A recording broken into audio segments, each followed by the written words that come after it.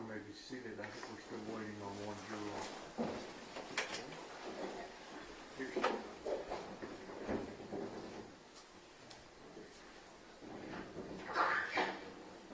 Good morning. We are ready to proceed, ladies and gentlemen. This witness has been previously sworn to testify truthfully. Who is this? Mr. Barrett. Ms. Reynaga, would you please introduce yourself to the jury and spell your first and last name for the court reporter? My name is Erica Reynaga, Ericayrenaga. And Ms. Reynaga, what do you do for a living? I am a forensic scientist with the Texas Department of Public Safety Crime Lab in Garland, Texas, in the Biology and DNA unit.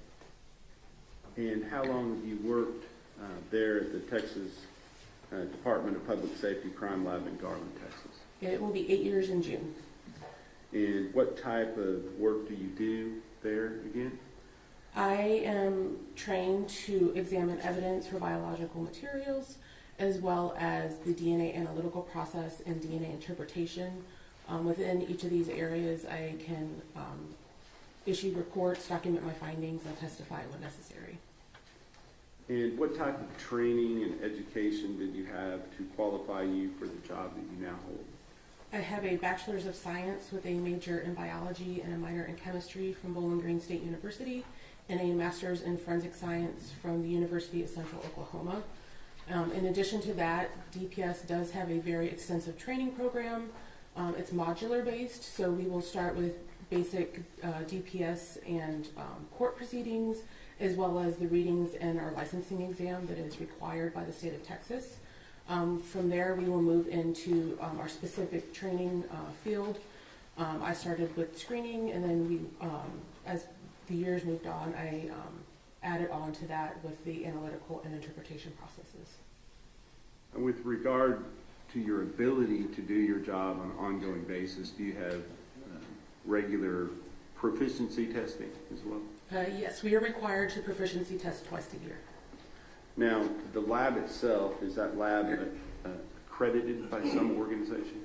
Yes, we are accredited by the American National Standards Institute National Accreditation Board to international and FBI standards. And are they also recognized accredited lab with the Texas Forensic Science Commission? Yes. Now, with regard to when a case comes into your lab, is that case given a specific number assigned to it to help track the evidence through the laboratory procedures? Yes. Can you explain how that takes place? Once the agency brings in the evidence to our evidence receiving section, they will they will open a case within our laboratory information management system, and it gets its own unique case number. So for our lab, the first three are letters, so GAR for Garland, because that is where the case originated within the DPS system. And then it will be the year and month, a 4-digit series, and then followed by that is the case for that year, just chronologically, how many cases we've gotten in the year. May I approach the witness, Your Honor? Yes, sir.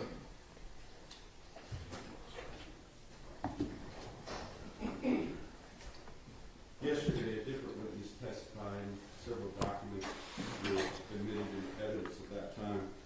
And I'm going to show you, first of all, State's Exhibit number 297, State's Exhibit number 298, and then State's Exhibit number 300.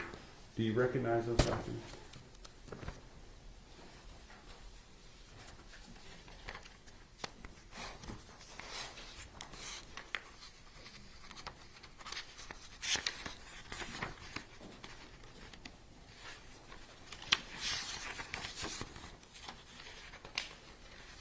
You don't have to look through every page, but just as far as looking at the outer document, does it appear to be associated with the same case that you're testifying on today?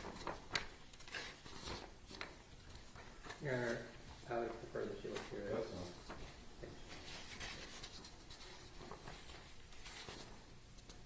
it. Yes, these would be the submission forms that was submitted with the evidence, as well as the DNA mail screening and biology laboratory reports that were issued by Jacqueline Ferreira. Okay. And does it indicate on the date in which the case was submitted to the lab there?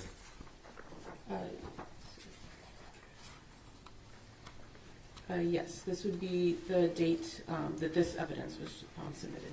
Okay. And for purposes of the record, is that 2/21/23? Yes. Okay. And the number that you were talking about being assigned to the particular case, is this number start with the letters GAR? Yes. And would you read that for the record, please? The case number is GAR-2302-02863. And would that number be associated with any lab reports or any work that is done on this case throughout the entire process? Yes.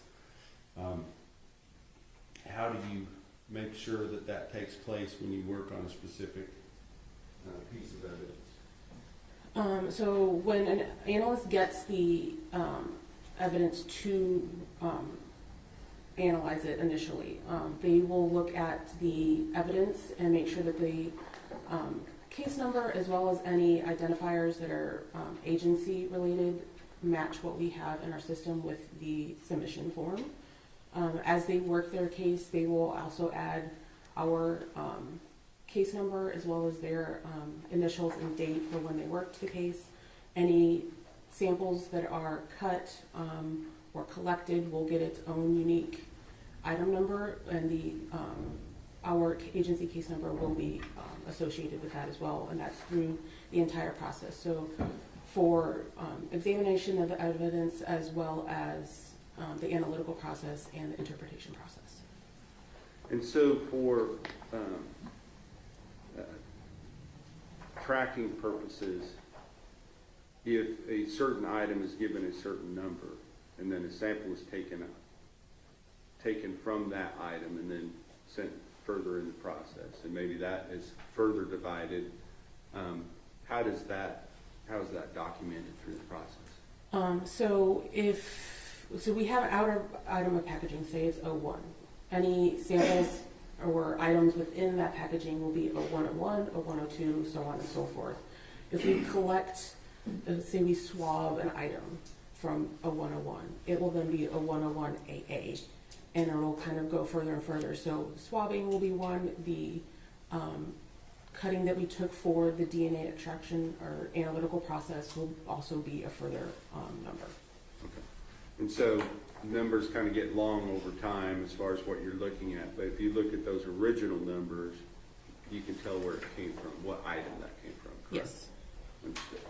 All right, so as far as you personally, have you ever testified as in the area of DNA comparison and the analytics that go with it? Yes. Here in courts in the state of Texas? Yes. And about approximately how many times have you testified before? About 25 times. And specifically in this case, are you familiar with this case, the GAR 2302-02863 that we just showed the jury? Yes. And can you tell us specifically, is that a case that involves a victim by the name of Athena Monroe Strand? Yes. And a suspect by the name of Tanner Lynn Horner? Yes. And can you tell us, just describe for us what part of the testing process that you took part in? I took part in this case by doing the analytical process for a portion of the evidentiary samples as well as the known samples that were submitted in this case. And what was it? Okay, so you talk about samples and known samples, kind of boil that down for us a little bit more so the jury kind of understands the difference between the two things. Yeah, so evidentiary will be any samples that we collected from the evidence that we received.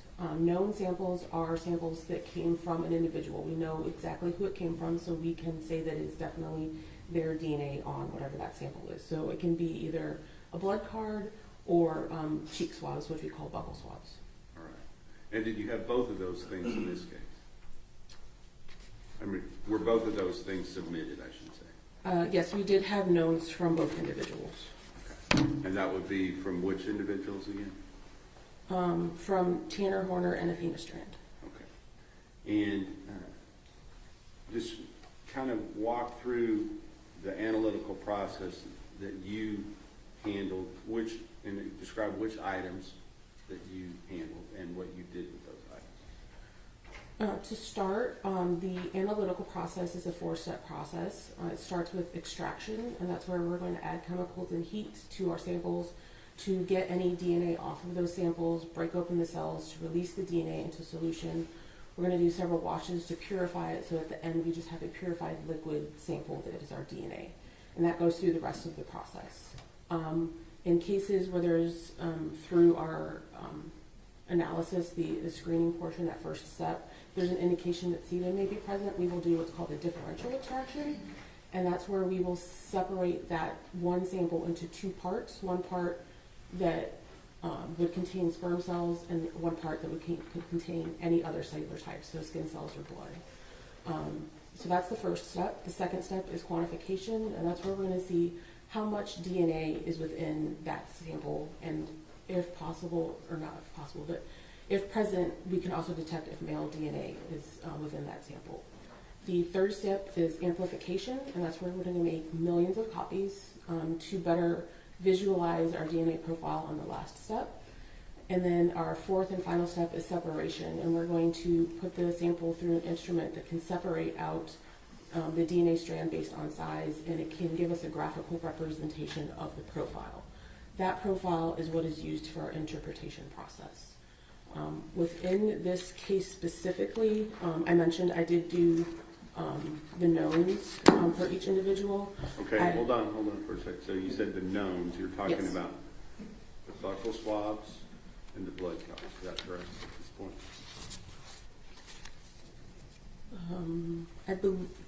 I believe it, yes.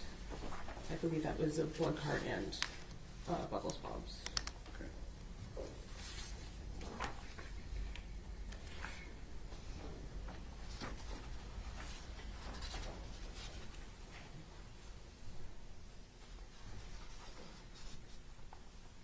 I'm not for sure on the blood card, but it was definitely buccal swabs from Tanner Horner. Okay. On the buccal swab from Tanner Horner, what did you do on that? It would have been that DNA, that 4-step analytical process. Okay. So if it would already have been put into some type of state for you to be able to do what you did, correct? Yes, it would have been cut by the analyst who did the first report. And who was that? That would have been Jacqueline Ferrer. Okay. And then once that tip of the swab is cut off, how much is cut? For buccal swabs, we will cut a half of a swab. Okay. And but if there were 4 taken originally, only one of the swabs was used to go forward. Is that correct? Yes, there would be 3.5 swabs left. All right. So any further testing needed to be done, those would be available. Yes. So with regard to your part on the buccal swab, kind of walk us, you did tell us kind of, I know that you described the 4-step process, but physically, what did you do, you know? So Jacqueline would have cut the sample and placed it into a labeled tube. When it was my turn to, before I would get it, our tubes are verified by another analyst, making sure we have all of the correct samples and that they're in the correct order based on our paperwork before we even start the process. And then once I get it, I will also verify that I have all of my samples, and I will add for that first step, add the chemicals to start the extraction process. But along the way, I am making sure that all of my samples are in the correct order to match all of the paperwork. Some of our instruments do require a second check by another analyst to make sure that the layout of our instruments are correct. After my entire process, another analyst will review the paperwork that I generated within my batch and do the net data analysis step as well, just to make sure they agree with all of my findings. Okay. And what is the goal with regard to these known swabs? What are we trying to accomplish I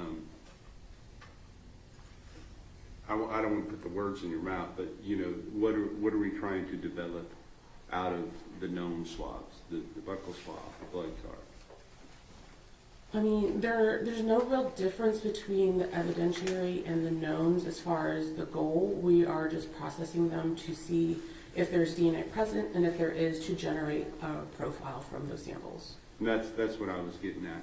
So based upon the known swabs, are you able to then generate a specific profile that goes one with the suspect, Tanner Horner, based upon the buccal swab, and then one with the victim, Athena Strand, based upon the blood card? Yes, the samples, the profiles generated from those, we would know came from those individuals. Okay.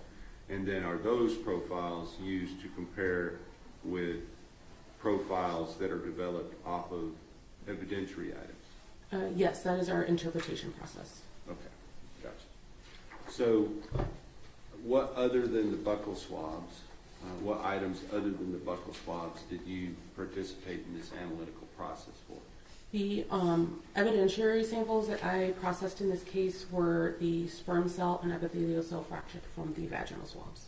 Okay. And that would have been something that was submitted and initially looked at by Jacqueline Ferrara, is that correct? Yes. And what would she have done prior to you looking at that? She would have done our male screening process, so taking a small cutting, doing a quick extraction to see if there's any male DNA present. If there is, then we will take half a cutting from each swab, if there's only two, to go through the traditional DNA process. And so was that done with regard to the swab? You did that particular thing with regard to just one of the sets of swabs from Yes. the sexual assault kit, correct? Yes, she would have cut just the vaginal swabs from the kit. And what did you do with that item? You said you processed it like you did the buccal swabs? It went through the differential process that I spoke of earlier, but all 4 steps are the same. We just do them separately from, all the evidentiary samples get done separately from all of our known samples. And if I were to show you, Yes.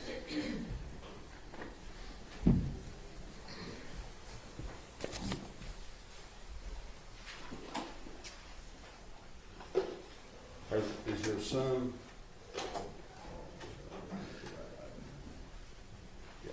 Is there some markings on what has been admitted as State's Exhibit number 270, the same kit?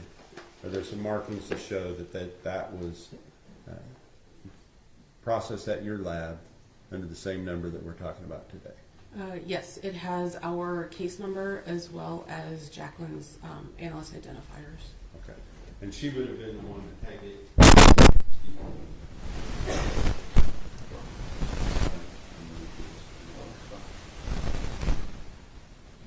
She would have been the one to take the swab out of here and do the cutting before it happened. Yes. Thank you. what other items besides the buccal, the known samples, and then the vaginal swab did you participate in? Those were the only items within this case that I did anything with. Okay. And with regard to the work that you did on this case, are there specific procedures and processes that you are familiar with that have to be followed during the work that you do? Yes, we do have a standard operating procedure for everything that we do. And did you follow those specific procedures and processes in this case for the items that you analyzed? Yes. Okay. And do you have any other work that you did on this case that you feel is relevant to the analytical processes on any of the other findings in this case? No. All right. That's the witness. Cross-examination. Good morning, Mr. Renata. Good morning. We talked before. I think I just have maybe one question for you. And you talking about you processed the vaginal swabs Did you process the rest of the sexual assault kit? Only the vaginal swabs went forward for DNA during the batch that I did. And you did not do any microscopic analysis for the presence of sperm? Correct. And that is required to confirm the presence of sperm? It is, yes, it's required to confirm that it is not a requirement for our processes. Right, not Yeah. for you to go ahead and process the DNA, but just to confirm that that is contains sperm and not epithelial cells or something else, you would have to look microscopically for the spermatozoa. Correct. Absolutely. Just can you explain the reason why you would have only looked at those particular swabs instead of all of the 6 swabs? So based on the male screening results from Jackie's analysis, she decided that those were the ones to send forward. At the time, we were only sending a few samples forward. We didn't send everything. Additionally, sometimes there isn't enough male DNA within a sample that we know that we would get them within the profile. Sometimes there's too much female DNA that would overpower that male DNA. Understood. That's, go ahead.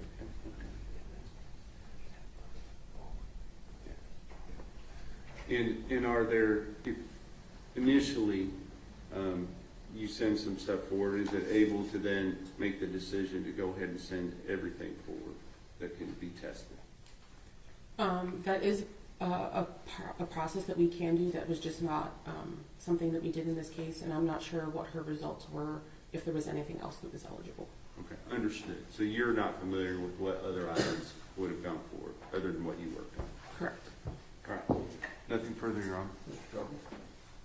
So, you worked on the vaginal swab, that would have been for the April 19th report. Are you familiar with that report? The DNA report? Yes. I'm not sure which report that one would have gone. It would have probably been the first one. It would have been? Yeah.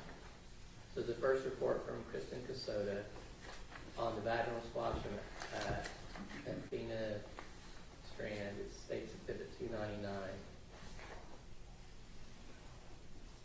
Has not been admitted yet, sorry. In that report, it's the probability of obtaining a mixture of profile in the DNA came from the victim and one unrelated unknown individuals 2 times. Sorry.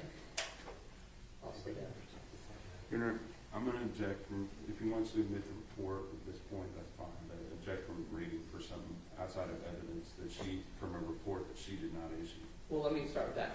That's a big enough question. Are you familiar with that report? If the vaginal swabs are on that, I would have done the analytical process for that report, but I did not write the report. Okay. Now you mentioned Ms. Ferrara's report. Sorry? Ms. Ferrara's report, Jackie's report? Yes. On the male screening. Yes. And on that report for the oral swabs, she did not detect the presence of male DNA. I'm not familiar with her report either. I just know what she sent forward for DNA, and that's what I processed. And initially in spring of 2023, that was only the vaginal swab. Correct. That's what she asked. Mr. Barrett. Just one thing. Is there a difference between the finding of inconclusive and the finding of excluded? You understand what I'm saying? It says that the detection of male DNA on the item was inconclusive. Is that the same as saying there was no male DNA? For what type of report? Well, may I approach you? Yes. Just.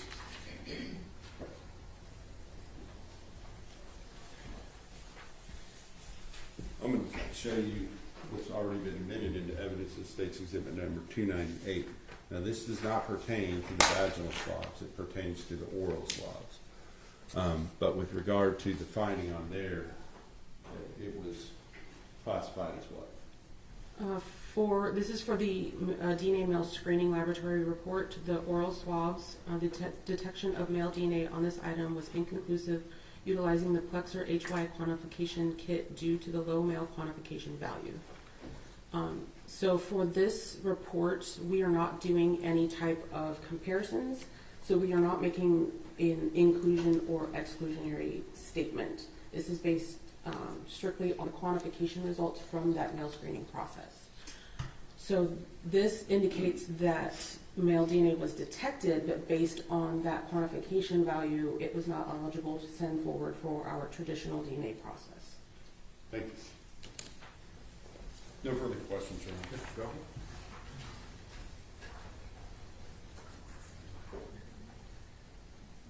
Not for this one, John, thank you.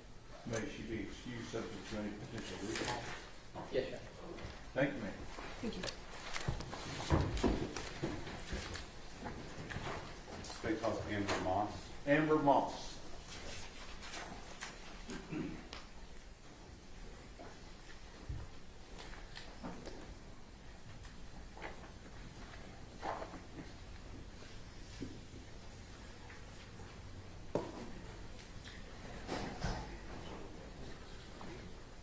Come here, please, ma'am.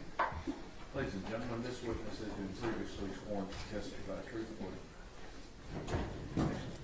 Mr. Berry? Thank you, Your Honor. Ms. Moss, would you please introduce yourself to the jury and spell your first and last name for the court? Hi, my name is Amber Moss. It's AMBERMOSS. And Ms. Moss, what do you do for a living? I am a DNA Section Supervisor 1 at the Texas Department of Public Safety Crime Lab in Garland. And so you're a section supervisor. What does that mean? So what that means is that I manage a team of analysts, and I triage cases that are assigned to my team.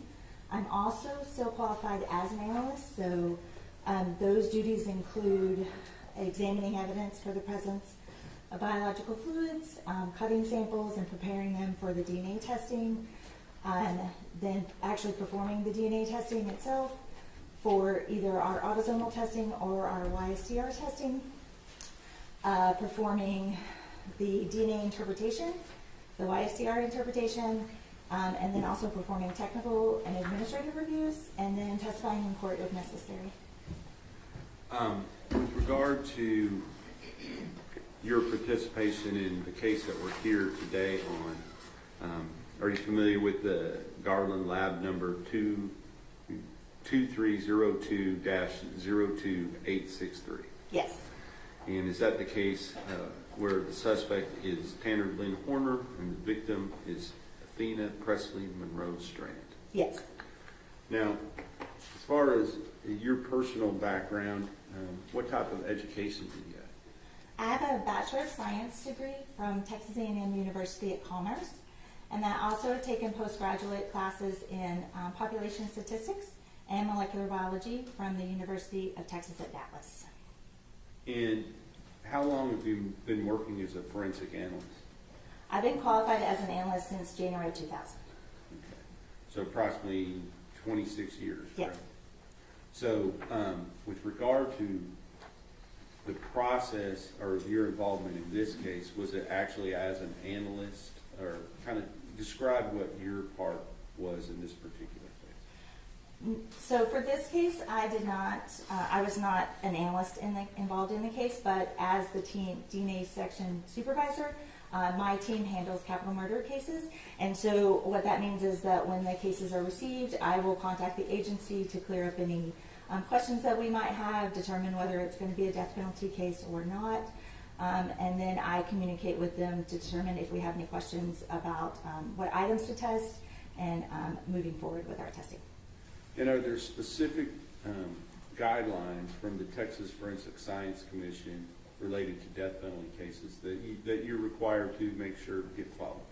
Yes. DPS has a policy in place that if a case is determined to be a death penalty case, then we will communicate with the attorneys on that case and determine what items will be tested. If items will be depleted, we will let them know that. And then sometimes in some of those cases, those depleted items are processed a little bit differently. Okay. And that's kind of where I was going with that. Let's talk about you. You have some type of special licensing to do your job, or is it just through the lab that you're accredited? No, as an analyst, I'm licensed by the Texas Forensic Science Commission. Okay. And is the lab also accredited by that same organization? The lab is accredited by the commission, but we're also accredited by an American National Standards Institute National Accreditation Board. And is that sometimes referred to as ANAB? Yes, Okay. Or ANAB? yes. With regard to that, those specific rules for death penalty cases, if it becomes apparent that there is an item that would be depleted, well, first, let's talk about what depleted means. Would you explain the concept of something being depleted? So for us, when we say that an item will be depleted, it means that either the swab that was used to collect cells, or a blood stain, or a stain on an item of clothing, for instance, we would need to use that entire thing, that entire item, either the swab or the stain itself, in order to perform the DNA testing in hopes that we get a complete DNA profile. And if it becomes apparent to you along the process that certain items would be depleted, you said that you contact somebody about that, is that right? Yes, we do. For capital murder cases, we do. And who would that be? So it depends on each case, honestly. So a lot of times the submitting agency, so like the local police department, is our agency contact, and they are relaying the information to the attorneys. But for a lot of the cases, the attorneys are involved early on in the process, since it is a capital murder case usually. And so a lot of times we're relaying that information to them as well. And I'm going to just ask you, you talk pretty fast. Sorry. The judge reminded somebody we were not in Dallas, so yeah, the other day. So just kind of slow yourself down slightly. With regard to that process, you communicate the fact that something is going to be depleted. Is there some requirements for further testing if it is determined that something is going to be depleted?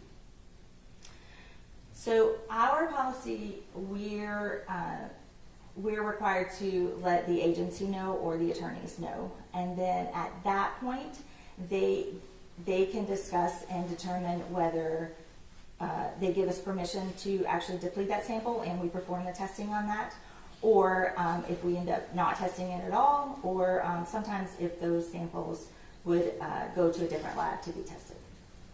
And in this particular case, you're familiar with Jacqueline Ferrara, or formerly Jacqueline Winston. Yes. And she did some of the initial screening in this particular case, is that right? Yes, she did. And then we just heard from Erica Reynaga, and she did some follow-up analytical work related to that initial screening. Yes. But after that point was done, had there been a number of items that were identified that would potentially be depleted by further testing? Yes. Since Jacqueline was the biology analyst, she was the one who examined the evidence itself and was the one who determined these certain set of samples would need to be depleted going forward for DNA testing. So at that point, she made a list of those samples, and we relayed that information to our contact information, or to our contact for the case, and I believe the district attorney's office at the same time, and I'm not sure if the defense was notified at that same time or not. Was a decision made that before we went further and did any further testing on anything, that we needed to get some type of court approval to move forward with the depletion items to determine what lab that should take place at, whether it was your lab or a different lab? Right, so actually part of the DPS policy for death penalty cases is that we will examine the items of evidence for the presence of biological fluids, collect those samples, but we will not move forward with any DNA testing until we have a court order, whether that is in regards to the depletion samples or samples that will not be depleted. So a court order is required for us to move forward for DNA testing, and then in that court order they need to specify how the depletion samples will be handled. And was it clear for some period of time, can you tell us whether or not it was clear to you as to whether you should move forward at your lab with those items, or whether it was going to be ordered to be done at a different lab?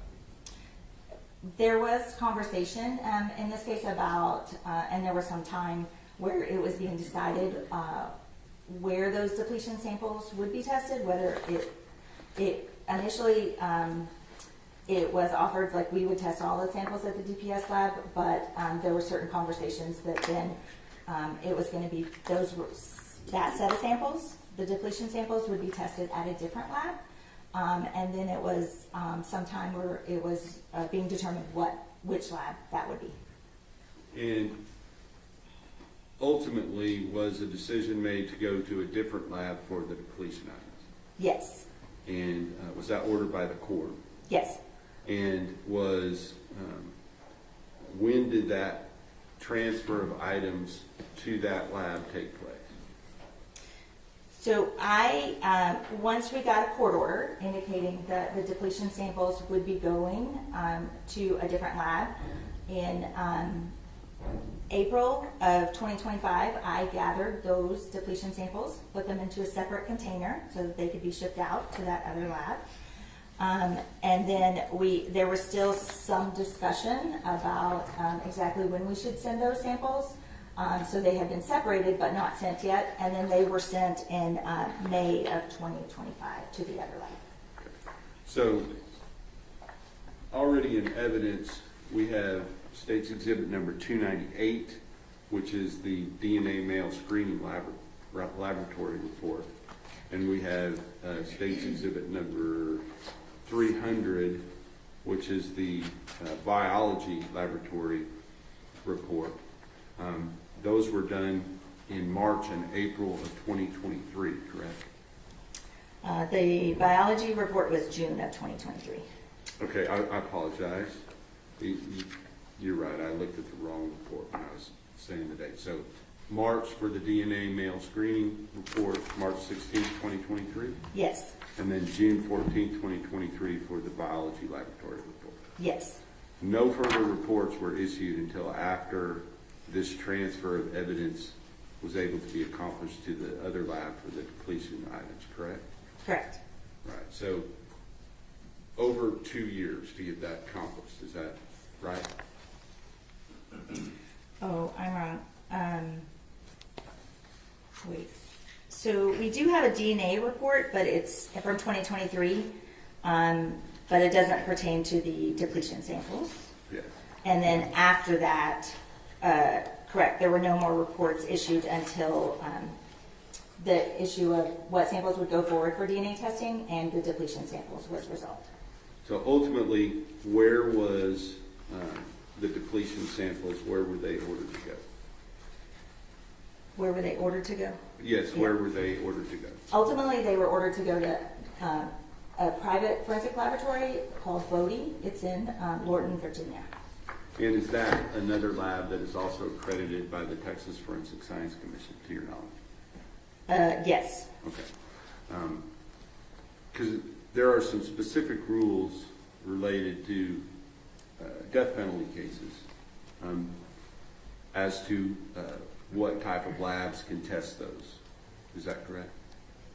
I believe the statute indicates that it has to be an accredited laboratory, and I'm pretty sure the statute also refers to the Texas Department of Public Safety laboratory. Yes. But any testing needs to be done by an accredited laboratory.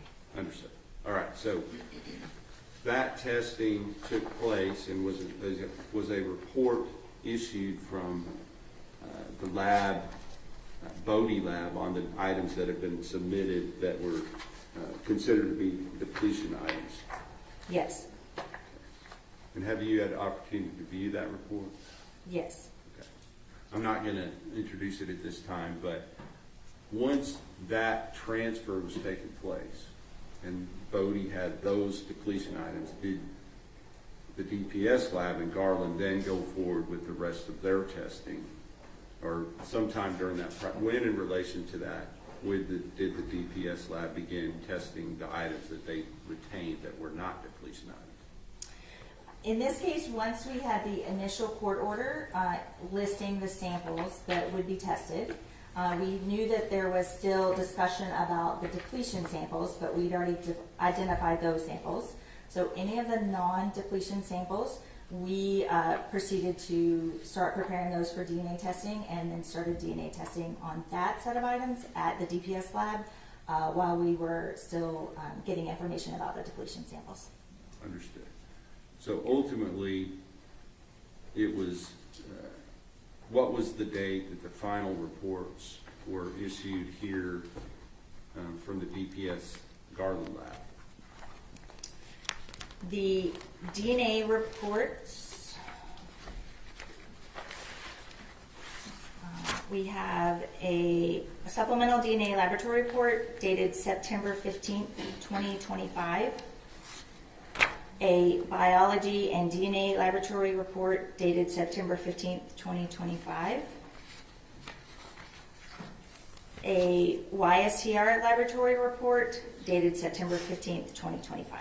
Can you explain the difference between the regular DNA report and a YSTR report? Yes, so our regular DNA laboratory report, it refers to our sort of mainstream testing. It's our autosomal testing, so that tests for male and female DNA. It just tries to copy whatever DNA is present, human DNA is present on a sample. The YSTR testing is male specific, so it will not pick up any female DNA that's present in the sample. It will only focus on the male DNA present in the sample. And is that YSTR process, is that, for lack of a better word, more sensitive? How does that work? It is a little bit more sensitive, but it's more specific because it's only targeting male individuals, and so it is useful in, it's more of a specialized type of testing, I would say, because it's useful in some samples where you have a high amount of female DNA and a small amount of male DNA, and that female DNA overpowers the male DNA in our normal autosomal testing, and so the YSTR testing allows us to only focus on the male DNA present. Okay. So was there both autosomal, if I call it STR testing and YSTR testing, is that correct, or is that? Yes, that's correct. All right. So was there both types of testing done at the DPS lab in Garland? Yes. And depending on the item in the sample, is that right? Yes. And was there also, to your understanding, both types of testing done at the Bode lab? Yes. There was. Depending on the sample? Yes.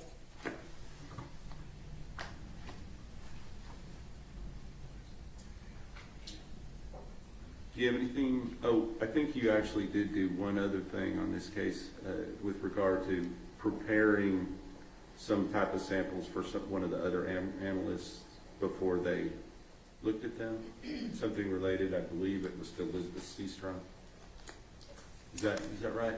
Yeah, I could be mistaken about that. Jacqueline was already had already left the DPS laboratory when once we were able to get a list of samples that needed to be cut and the court order listing those samples. So Elizabeth Seastrong is a different analyst who actually cut the non-depletion samples to be processed at the DPS lab. I didn't know, as far as, I think it was just separating out which samples she was supposed to be dealing with going forward. No, I just gave her a list, like Jacqueline's list, and they were the ones that needed to be depleted were marked, and so she did not cut those samples. All right. And you made sure that everything was clearly delineated as to what went to Bode and what stayed at DPS Garland? Yes. Okay. Anything else on this case you feel is relevant as far as the ultimate conclusions in the reports that were issued in September of 2025? No, I mean, I was involved in the review of some of those reports, but no. Okay. Based upon your involvement in the review of those reports, do you feel like the processes and procedures that are set out in your own internal guidelines as well as the Texas Forensic Science Commission were followed in this case? Yes. Pass the witness, Your Honor. Cross-examination. No question, sir. Maybe this wouldn't be excused subject to any recall. Yes, sir. Yes, Your Honor. Thank you. Okay, thank you.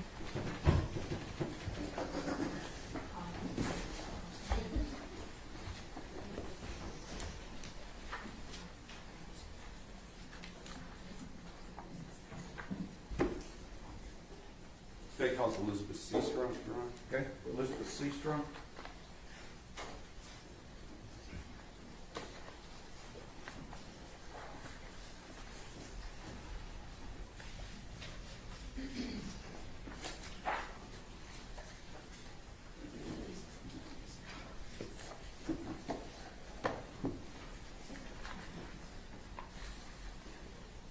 Come in, please, ma'am. Just have a seat. Ladies and gentlemen, this witness has been previously sworn to testify truthfully. Mr. Barry? Thank you, Your Honor. Ms. Seastrunk, would you please introduce yourself to the jury and spell your first and last name for the court? My name is Elizabeth Seastrunk. That is spelled Elizabeth. Last name Seastrunk. Pull that microphone a little bit closer to you. Thank you. With, can you just kind of tell us what you do for a living, first of all? I'm a forensic scientist at the Texas Department of Public Safety's Crime Laboratory in Garland, Texas. And did you have to, what kind of education did you have to qualify you for that job? I have a Bachelor's of Science in Biochemistry, Molecular and Cellular Biology from the University of New Hampshire, as well as a Master's of Science in Forensic Science with a concentration in Forensic Biology and DNA from Oklahoma State University Center of Health Sciences.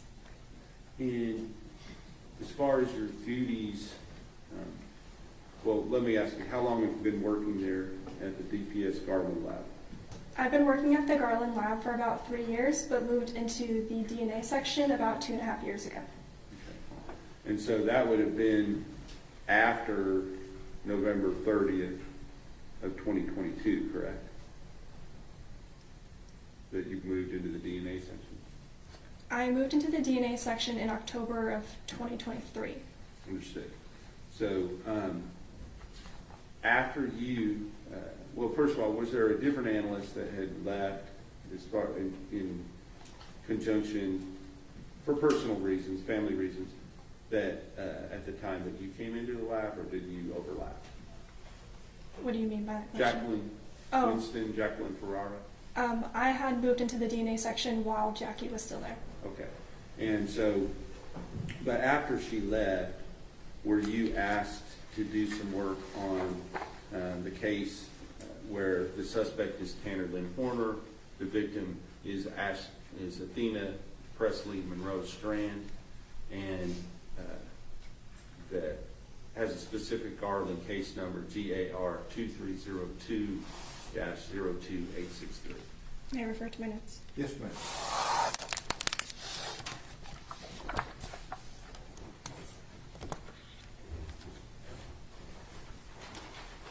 Yes. So at that time, what were your duties in the DNA lab? I'm trained and qualified in serological testing, so that includes testing evidence items for the presence of blood or any potential semen stains. I also collect trace evidence. I prepare samples for DNA analysis. I also write reports. I will review other biology analyst reports and testify in court when needed.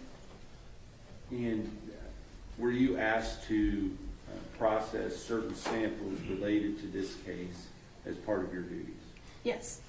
Now let's talk about your sort of training and background to be able to do those things. Can you just briefly kind of give us a synopsis of that? At DPS, we go through a modular-based training program that includes lectures and readings, as well as us observing a qualified analyst. There's also a period of supervised and independent practices. There's a competency exam as well as written exams. There's a comprehensive oral examination and a mock trial as well. And we go through a period of supervised casework before we are authorized to perform independently. And then all that being completed by the time you were working on this case? Yes. Now, can you tell me a little bit about the specific samples that you were asked to deal with in this case? I was asked to deal with the samples that Jackie had previously cut out from the physical evidence items, or she had taken swabbings of those items. And there was a coin envelope that contained all of those samples, as well as the swabs that the agency had submitted that Jackie had previously tested and retained as well. And then what was your duties related to those items? I had prepared those samples for DNA, so I had cut my own portion of the stain into a label tube. And for the swabs, I had cut the entire cotton head portion off of the swab head and placed that into a label tube as well. And when you talk about a stain, what are you talking about? The stain is the physical cutting that Jackie had taken from the physical evidence item. So she had identified stains and cut them out and retained them into a Ziploc baggie. And I had retrieved those cuttings that she had taken and cut my own portion from that. So, for instance, if the stain was on a pair of blue jeans, whether it's the suspects or the victims, she would have taken and actually cut that stain out and retained that. Is that right? Yes, that's correct. Okay. And then you came behind her and cut out a smaller portion of that to send forward for the testing. That's correct. Okay. Okay, what else? And I had cut the swabs that were retained. So I had cut the entire cotton head portion off of the swab stick and then retained the remainder of the swabs. And did you have any further work in this case that was relevant to the actual results that came out in the final reports in September of 2025? No, my role was simply to cut the stains and place them into the label tubes for the DNA analyst. And did you follow all the proper protocols and procedures in doing that? I did, yes. Pass the witness. Cross-examination. No question, Your Honor. May this witness be excused subject to any potential recall. Yes, Your Honor. Yes, Your Honor. Thank you, ma'am.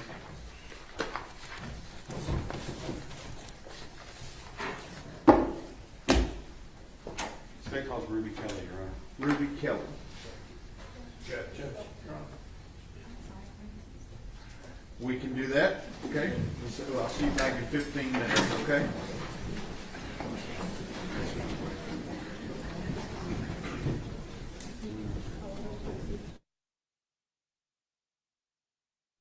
Everyone may be seated.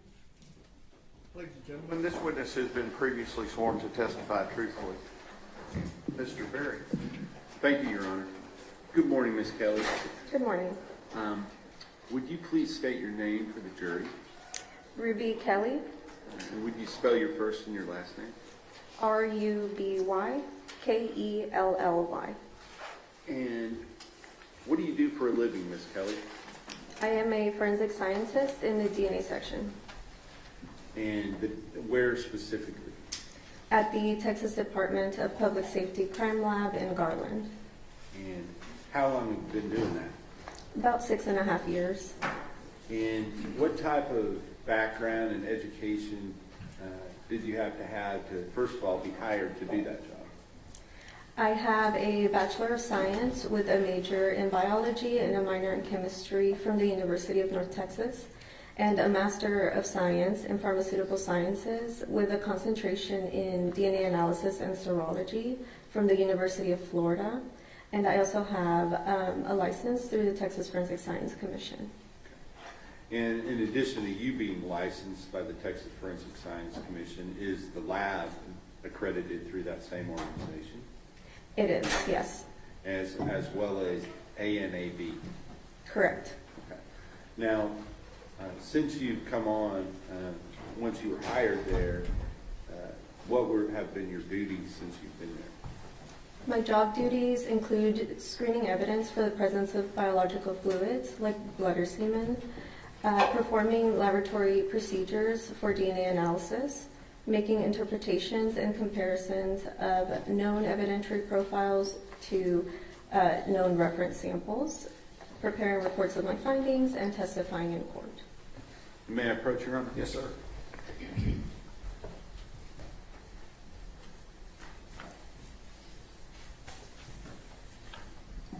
I'm just going to show you. 295 us the suspect, the victim, and the lab report number. Are you familiar with that particular case that we're here talking about today? Yes, I am. Okay. And with regard to that case, did you perform some work that was ultimately reflected in the final reports that were issued, I believe, in September of 2025? I did, yes. Okay. Can you talk to us about the work that you did in a general sense, and then we'll talk about what specific items that you were dealing with? I performed the laboratory procedures. It's a 4-step process that we use to obtain the DNA profiles, and I did this for both our autosomal testing and our YSTR testing that is male specific. Okay. And autosomal, is that sometimes also referred to as STR testing? Yes, autosomal STR. Okay. So there's YSTR and autosomal STR. Is that right? Correct. All right. So you did work on items for both of those. Let's talk about those two categories. Is the work that you did different for those two categories or the same? They will differ at the 3rd step, the amplification step, where we use a different set of chemicals to target specific regions on the Y chromosome for the YSTR testing. Okay. And is that part of the work that you did in this case? It is, yes. Okay. So let's talk about the different items that you dealt with in this case. I believe you have the lab submission form there in front of you. If you need to refer to that, you can. Does that match your records as far as the items that were submitted to be tested?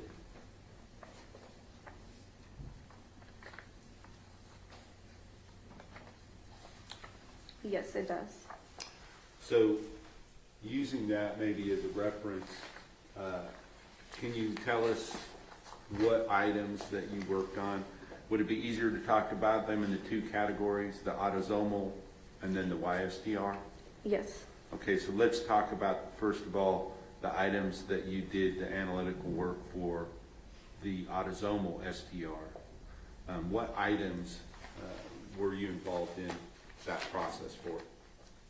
There were several stains from the polo, a sweatshirt, jeans, underwear, sock, and another set of blue jeans, as well as bungee cords in different areas of a vehicle, a truck.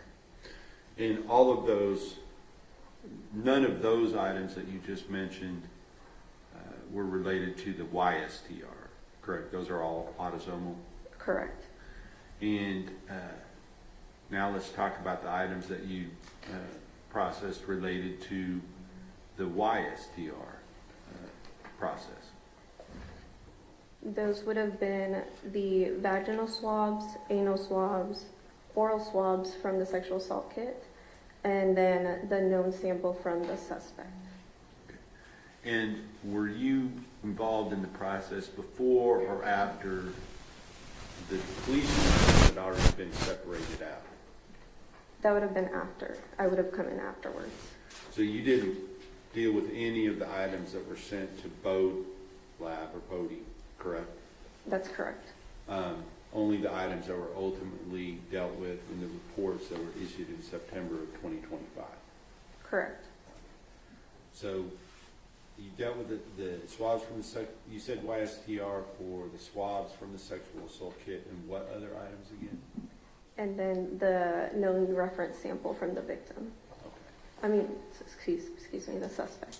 The suspect, okay. And just kind of, let's talk about those two items again. What did, you talked about the 4 parts and that there's a difference between the two. Is there any additional information you think the jury needs to understand what you physically did in this case? No, I don't think so. Okay. So, do you have specific protocols and procedures that you have to follow in your work there at the DPS lab in Garland? Yes, we do have standard operating procedures. And did you follow those standard operating procedures in this case? I did. Okay.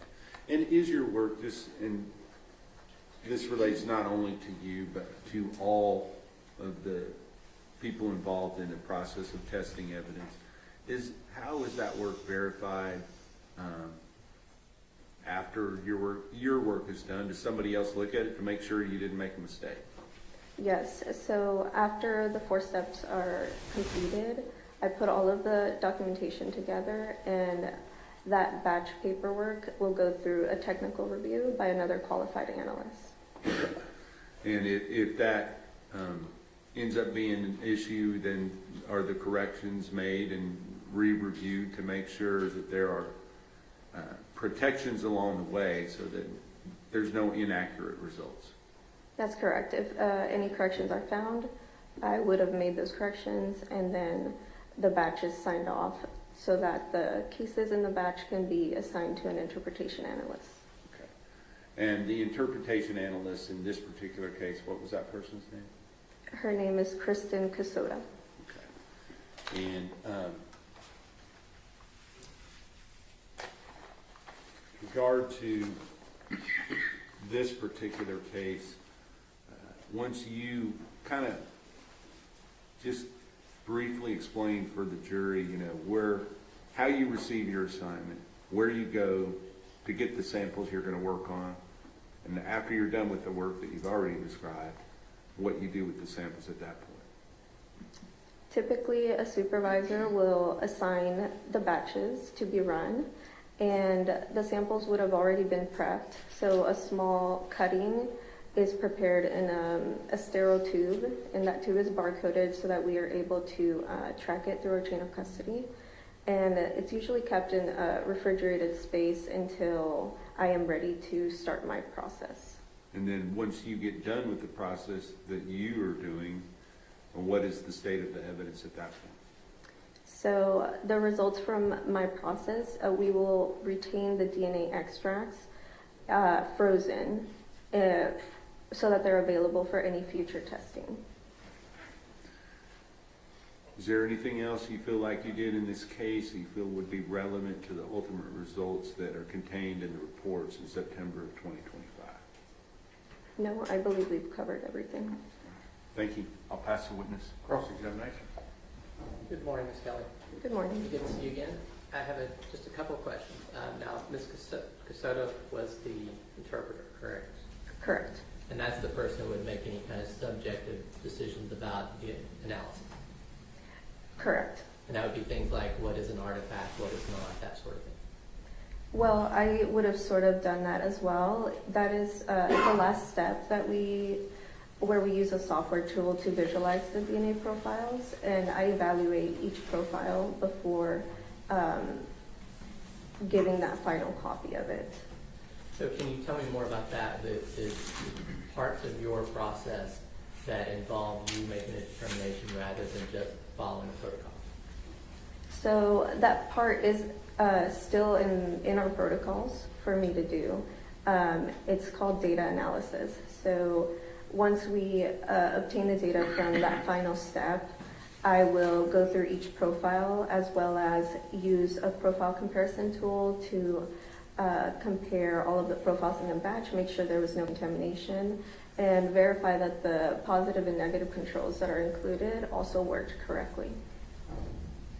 So does that include, and I know most people aren't familiar with this, and I'm not super familiar with it, but how you have the printout that shows where the alleles are, and it's really like a gray fuzzy line, right? Is that part of what you do is determine is this an actual marker or not, or is that wait for Ms. Casoda?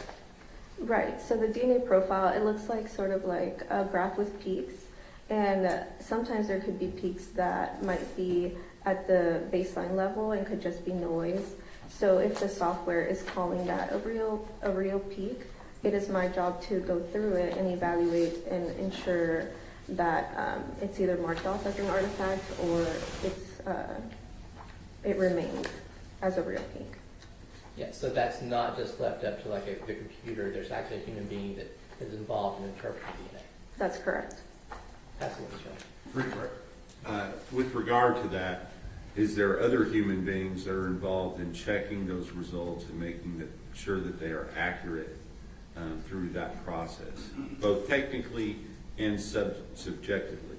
Yes, that's correct. So the technical reviewer who would have reviewed my batch paperwork is doing the same thing I am doing, as well as Kristen later on in the interpretation process would have also looked at each profile separately.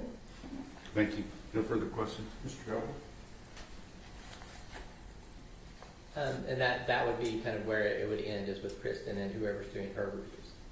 Correct. After Kristen is finished with her report, we also have another set of technical review and another administrative review before that report is issued out.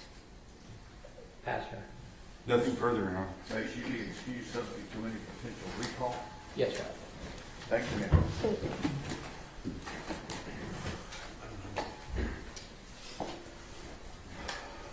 Our next witness is en route, so going to have to make you sit in your room, and as soon as he gets here, we'll bring you right back in. I don't know how long it'll be, so bear with me, okay?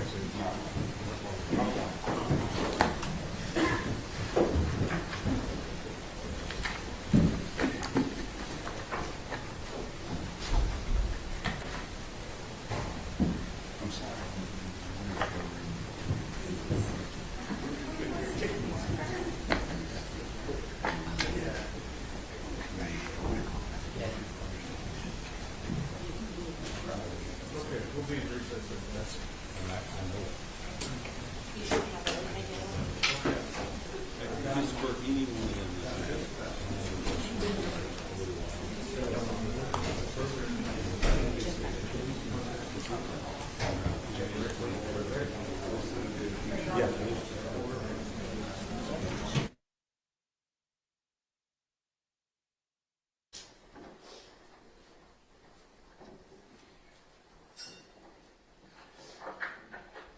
All right, everyone may be seated.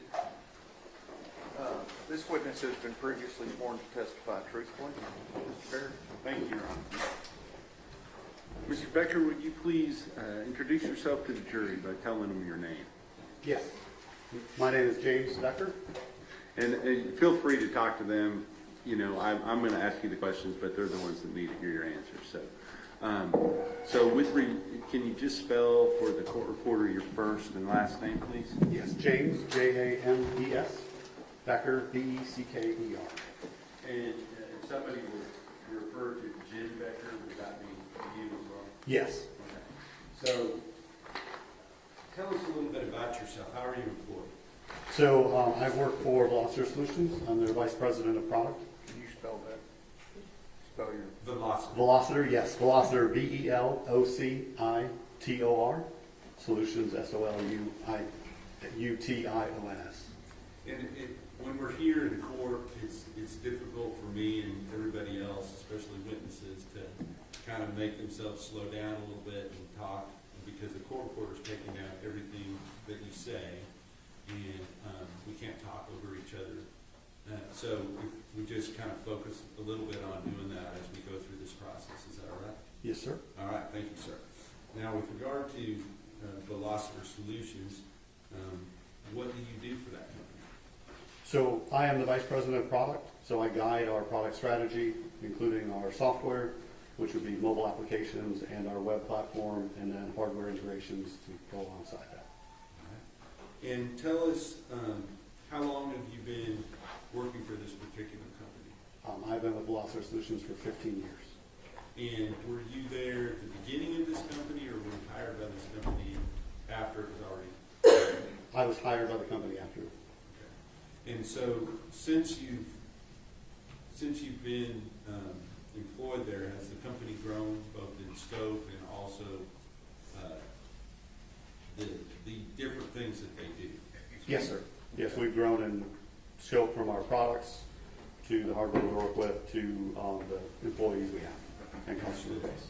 And talk a little bit about that. Talk about the company itself, kind of what are the different things you do, and how many people work for you, that sort of thing. Yes, sir. So Veloster Solutions is a mobile software company. We develop mobile applications for customers with a mobile workforce. Company's been in business for 26 years. We have our main product is D-Track, which is our fleet management driver safety platform. We also have another product, Field Services, which is our mobile field software for, could be delivery, sales, or service in the field. And then we have some other minor product lines to go along with that. And as part of the software that you offer to these fleets for mobile tracking, do you also, is part of what you offer to them, cameras that go along and utilize the software that you're talking about? Yes, sir. In addition to just being a standard type camera, are these something, what do you call the camera, the actual device that you use in the vehicle? So it can be referred to as a dash camera. In this program for FedEx, it's a VEDR, Video Event Data Recorder. Okay. So if I call it a dash cam or a VEDR, it's the same thing in your mind? So, Yes, sir. Does that do more than just record video? So the device is designed to start recording, turn on when the vehicle is turned on. It will record forward-facing video and driver-facing video. The onboard device will have a storage card. In this case, the device has a storage card that is capable of storing 40 hours of video, and then it will overwrite sequentially. The device sends up GPS breadcrumb with a cellular radio that's embedded inside of it. Okay, so you're going to have to slow down there just a little bit. Okay, so let's talk about what you mean by GPS breadcrumb. Yes, sir. So it's the latitude and longitude of the device. So it has a GPS radio and antennas that'll connect to GPS satellites to determine its location, along with a cellular radio to communicate that data via the cellular networks to our cloud. Okay, so embedded within the camera, you said there is a cellular device that communicates with the cellular network. Is that correct? Yes, sir. Right. And because those breadcrumbs, why do you think they call them breadcrumbs? Or do you know? I don't know that I could answer that question. But if I mean, it's from the tail of dropping breadcrumbs to find your way back. So does it create a trail that you can then follow to determine somebody's movements later? Section leading, Your Honor. Go ahead and finish the question, and then don't beat your Well, witness. I'll rephrase. You said from the story about dropping breadcrumbs, what was the purpose of dropping the breadcrumbs? So you can retrace your steps. Right. And does the breadcrumbs that you're talking about allow you to do that? Yes, sir. Okay. So does it also have certain things that you potentially call events? Yes, sir. And can you explain what you mean by events? Yes, the device contains an accelerometer, which will detect G-force for events such as hard brake, hard turn, hard acceleration that are set at a threshold. Those events will be set up to our platform, and then we request the video footage from the camera at that time to be able to show what happened during those events and track additional behaviors that we note during those events. There's also a panic button for the driver to press, which would be a panic event to our system. What would you call a panic event? Usually drivers will use that for if they're in trouble, if there's an accident, if there's something that they want their management to see, they're able to press that button. So for instance, if somebody was hurt like if a person had run into somebody, would they be able to press that button and notify management that this had happened and somebody needed to respond based upon it? Yes, sir, that's the intent. The platform allows companies or users to set up notifications via email and SMS text based on events. So one of those events that they can use for notifications is panic, and they would be notified in near real time that the event occurred and be able to see the video footage from that. Because if it's working properly and you have both of the cameras that you described, what should you be able to capture if that button is pushed? Well, what we send as footage, or what we request from the camera footage when a panic alarm is pushed, is 30 seconds prior to the button being pressed to the point the button is being pressed. The goal is, as you can see, forward-facing what was happening the 30 seconds before they pressed the button up until they pressed it, and also driver-facing to observe anything that happened in the area of the driver's view, out the windshield, and then within the cab as well. And the utility of that, you give all those possibilities of what can be used from your software. Do all potential users of that software and camera equipment, do they take advantage of all those opportunities? No, sir. Okay. Let me ask you specifically about your relationship with some of the clients that you, I don't know if you call them clients or customers, but the people that you sell your equipment to and you sell your software to. What kind of companies are those generally? They are typically a customer with a fleet. A fleet would be defined as a number of vehicles. At the time, it would have been 100 vehicles or more. So a business that has a fleet of vehicles that they want to track and help with their driver safety program. Today, we do much smaller fleets, down to as low as 5 vehicles, to provide the same sort of utilities as well. So really, it's a business with a fleet of vehicles. Understood. So, did you have you're a vendor, or I don't know if you're a vendor, I keep using that word, but you, are the company that produces the camera equipment and the software. Are there other companies that do that same thing? Yes, sir. Okay. Not maybe exactly the same way, but same type of thing. Similar to the industry, yes. Yeah, okay. And so within your customer base, do you have some larger companies such as FedEx? Yes, sir. Okay. And do you do all of the cameras for all of FedEx across the United States, or just certain areas, or what?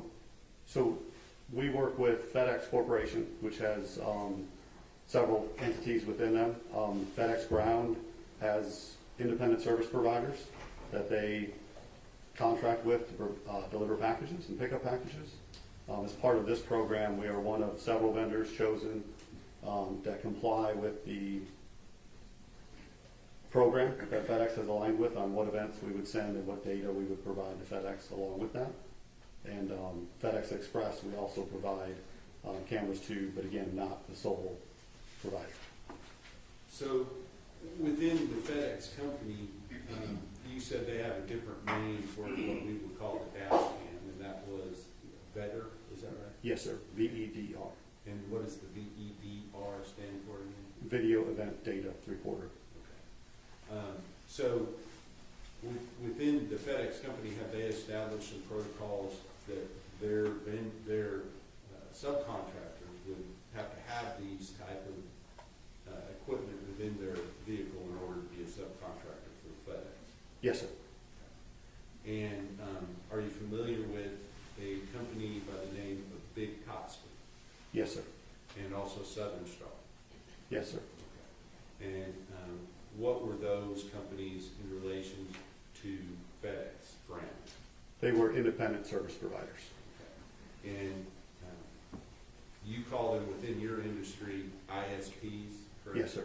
That's not internet related, it's independent service providers. Yes, sir. So both FedEx and Southern Star were ISPs, is that right? No, sir. No, okay.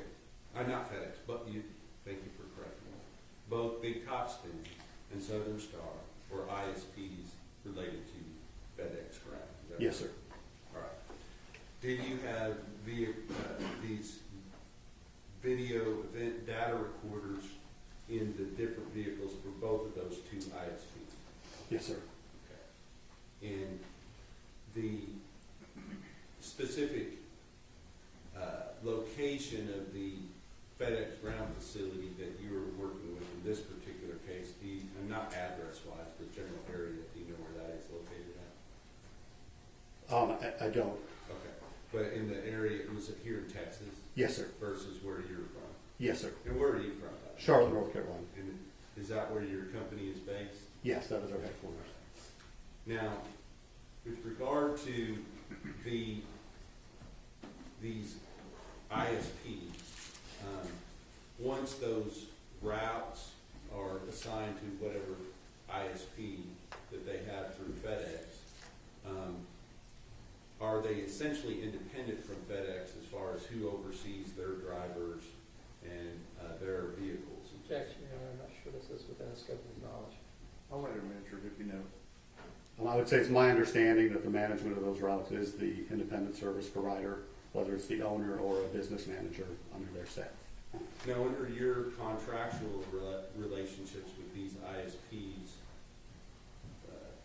who owns the camera? The ISP. Okay. And as far as the data that is downloaded onto that camera, same is true, is that right? The actual, I believe, per contractual with FedEx, the breadcrumb data is owned by FedEx, but the video footage is owned by the ISD. Gotcha. So with regard to that, the driver doesn't have any ownership interest over any of that, correct? No, sir. Correct. They're the ones that are, the data is being recorded based upon what they're doing with the vehicle at the time, is that right? Yes, sir.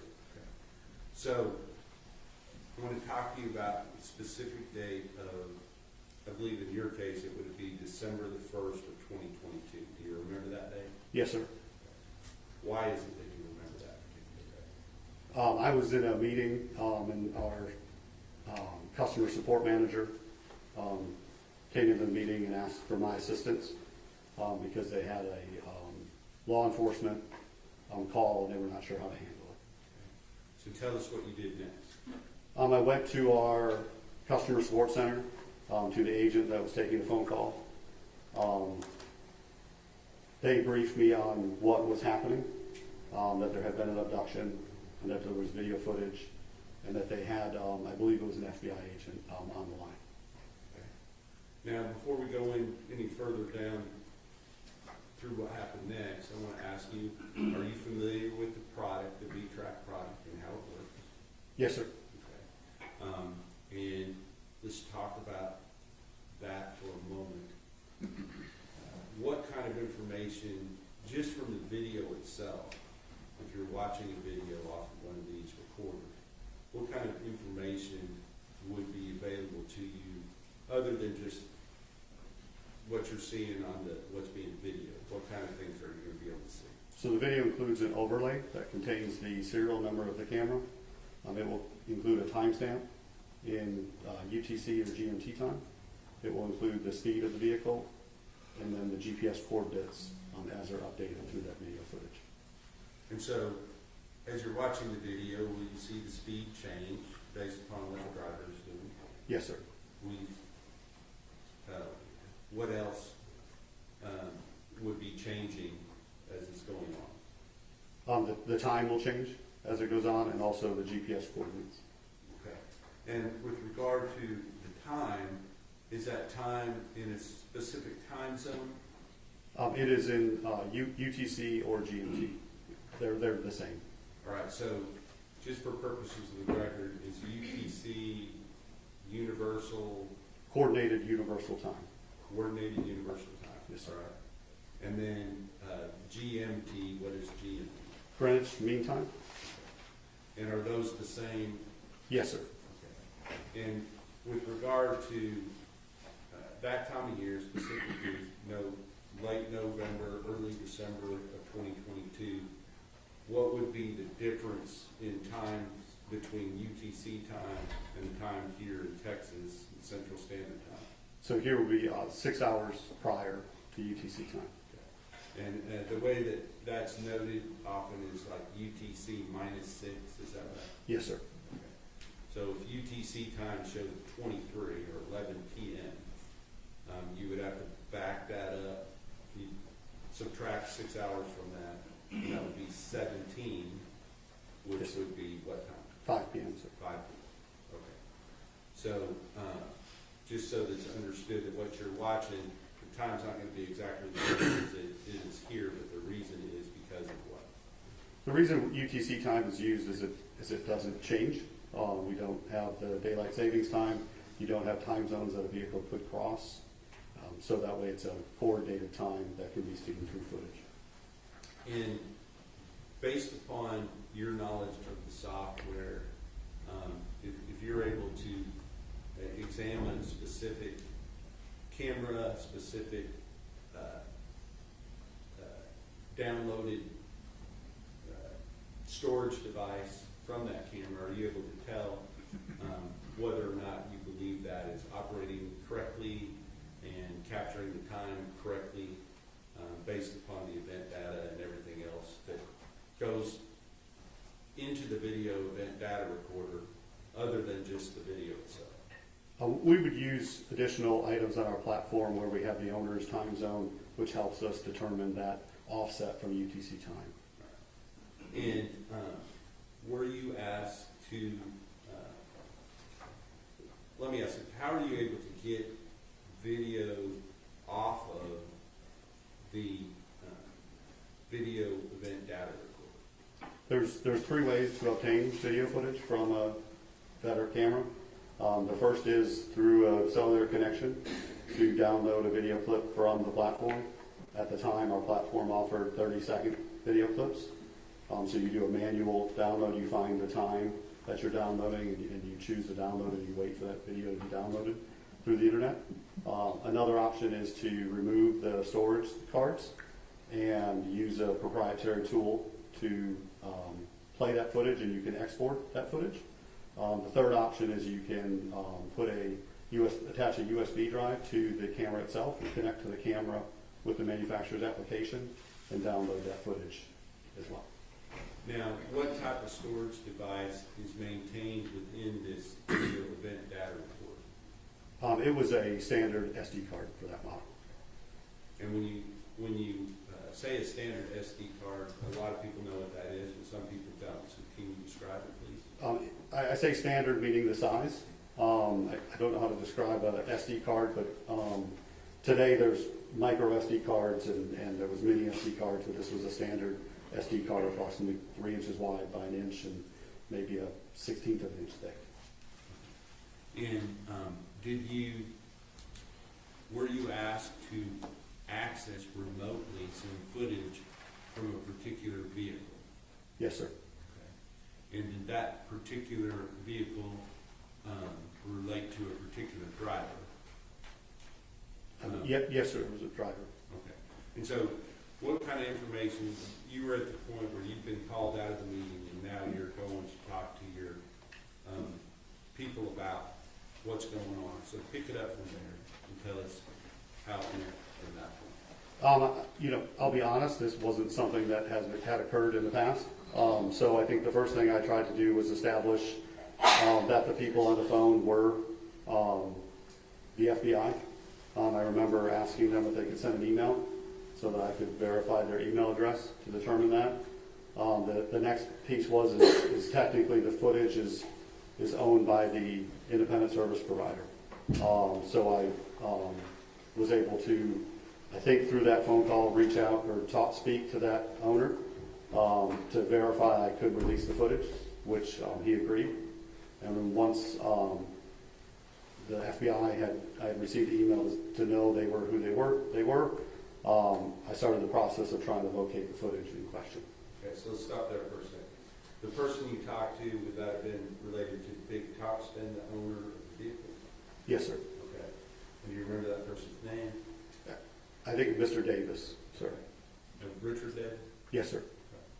Okay. And was there another person that you were communicating with that was associated with FedEx ground facility? I do not remember interfacing with anyone with that. Okay, so you talked directly to Mr. Davis, correct? Yes, sir. All right. And if there was issues with one of his vehicles, he would be the one that would have the information you need to access that particular vehicle's SD card, is that right? Or better? Mr. Davis would have had the ability himself to access that footage. If I remember correctly, they were asking us to obtain that footage on their behalf. Understood. So, when you received that information, what information did you have to get from Mr. Davis in order to be able to know which camera that you were trying to access? The vehicle number. Okay. And where is the vehicle number located on the vehicle? It's my recollection, the vehicle numbers are on the back of the vehicle, above the back door. They may also be on the front of the vehicle, but from my experience, they're on the back of the vehicle above the door. But somewhere on the vehicle, there's a number, and if you have that number, then you can access that vehicle and download remotely clips from that vehicle. Is that right? Yes, if you're an authorized user with our software. Were you? Yes, sir. Okay, understood. So, based upon that, did you get that information from Mr. Davis? Yes, sir. And did you then download clips or several clips or a clip off of that vehicle's video related to a certain time frame? Yes, sir. We were able to view footage from a time frame, from the description of what the FBI had described. We thought that was the footage. We downloaded video footage, but unfortunately, the downloaded footage was an hour off because I was in East Coast and the owner was in Central Time.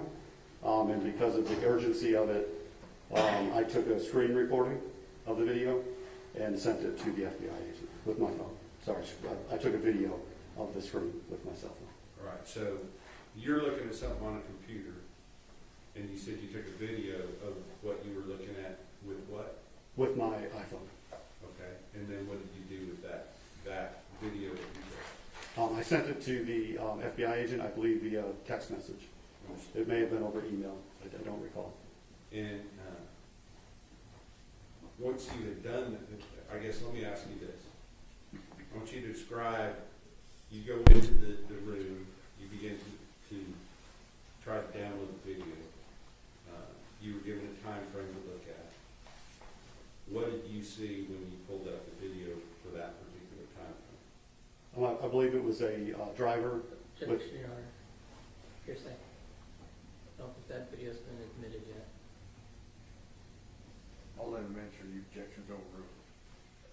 It was a driver of a FedEx delivery truck, and there was a small child in the truck as well. May I approach you, Honor? Yes, sir.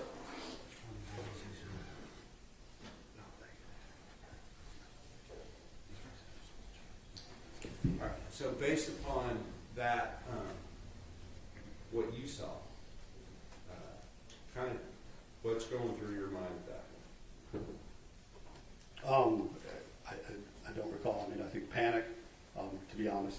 That's why I was having trouble downloading the actual footage, and the urgency from the FBI agent on the phone for them to be able to see what I was seeing. And is this, what date, if you remember, is this taking place on? I believe this happened on December 1st. So this would be Thursday, December 1st, one day after Wednesday, November 30th, 2022. Is that right? Yes, sir. Okay. So once you send that video, did you stop there with what you were doing? On that day, yes, sir. Okay. So did you do anything else with regard to doing any research related to this particular situation? So on the following day, I had seen on the news that they were still looking for Athena, and I thought, well, there's more that I have access to. So I took it upon myself to pull that vehicle back up in our VTrack platform. I was downloading footage, now knowing the time zone difference, and I started looking into the breadcrumb trail of that vehicle on that day, and I found several locations where the vehicle had stopped in the time frame that the FBI agents were speaking to me about. And so I took screenshots of that and provided that to the FBI agents as well, because I thought it might help in their investigation. And can you describe these specific locations where you determined the vehicle had stopped? I believe one location was at a gas station. One was at a bridge. To me, it looked like there was a boat ramp where it was stopped, and then I think one was just on the side of the road. And did you communicate those, other than just a screenshot, did you communicate those specific locations GPS-wise to FBI agents? Yes, sir. All right, so once you have done that,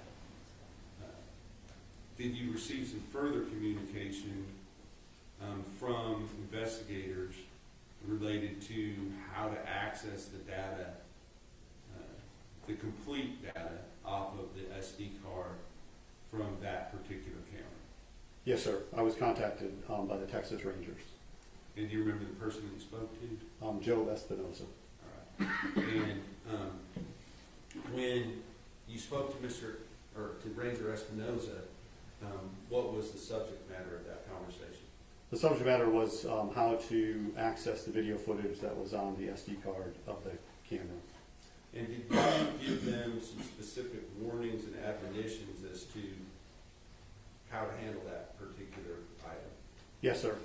The video format is a proprietary format that's on the storage card, and when you insert that storage card in a Windows computer, it does not recognize it as a valid file format, and you'll be prompted to format the SD card, which in previous situations where we had accident footage or other footage that people wanted to get on the SD card that's detrimental to having the footage, so I had cautioned that there is risk when inserting that into your computer. And the risk is that if you were to reformat that card, what would happen? It will wipe the card. It will erase what is on the SD card. And so, based upon that, did you and Ranger Espinoza make plans to do something other than just have the detective download that onto the regular computer? Yes. Go ahead. Ranger Espinoza made plans to come to Charlotte, North Carolina, to our facility for us to work together to retrieve the footage from the storage card. And did that take place? Yes, sir. And at that time, were you looking for just a specific time frame on that SD card? My recollection from that day is we were looking for footage because of the UTC time. I believe Ranger Espinoza had the current footage of up until midnight UTC time, which would have been 6 p.m. In Texas, but he did not have the following day UTC, which would have been 6 p.m. to midnight on there, and so we worked to get that footage for him. So the complete day of November 30th, 2022 in Texas time. Understood, because UTC time, it would already have been at 6 o'clock in Texas. UTC would have been midnight. Yes, sir. It would have been a different day, UTC wise. Yes, sir. So are they separated out like that as far as how the videos are categorized one day and then the next day, but it's in UTC time? On the cameras, they are. Yes. Okay. So once you downloaded the rest of what would have been Central Standard Time, November 30th, 2022, did you give that download to somebody? Ranger Espinoza took that video footage back with him. Okay. Now, were you then contacted later to actually come to Texas to re-examine the SD card with the defense experts present to make sure that the complete download of everything related to the defendant that was on that SD card could be recaptured? Yes, sir. Okay. Can you just kind of explain the process of how that took place and what, if any, special equipment you brought with you in order to make that happen? I brought with me one of the cameras. It's an older model camera that we do not sell anymore, but we had some. They have power supply because these are usually plugged into a vehicle, so they run on 12 volts and not your standard 110 in an outlet. So a power supply to be able to power that camera so that we could insert that SD card in that camera and use a USB drive to be downloaded directly from the camera to the USB drive. I'm focusing on the day of November 30th, 2022, Central Standard Time, so that would include part of both days, UTC time. Were you able to recapture all of the video from that particular day, the entire route from beginning to end, that Mr. Horner was driving that vehicle? We were able to recover all of the video that was on the SD card from that day or days from the camera. I do not recall if there were any breaks where the camera may have turned off. Okay, understood. And let's talk about that before we ask anything else. Are there parameters as to when the camera will turn off in relation to when the vehicle is powered down? Yes, sir. The camera works. It will turn on with ignition. And then when the ignition is off, we have a timer set for the FedEx ISP program. It's for 15 minutes. So the camera will stay powered on for 15 minutes after the ignition has been turned off. And at that point, it will shut down. Okay. So, in addition to the date of November the 30th, at that time, were you able to recover additional days on which Mr. Horner was driving that particular vehicle? Yes, sir.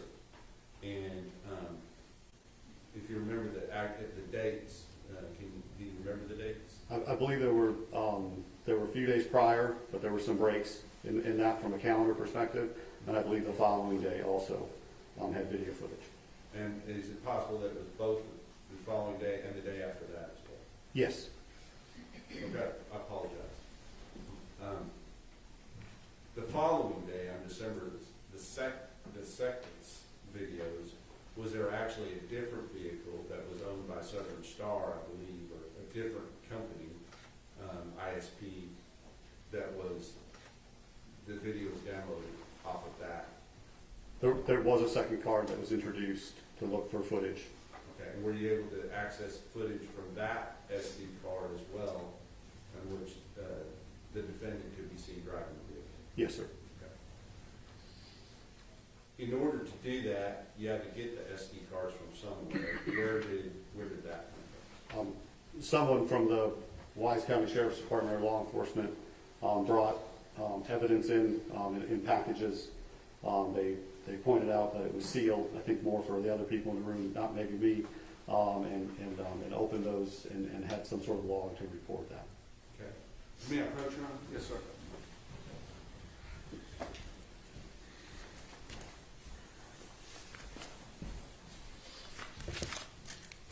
I'm going to show you two items.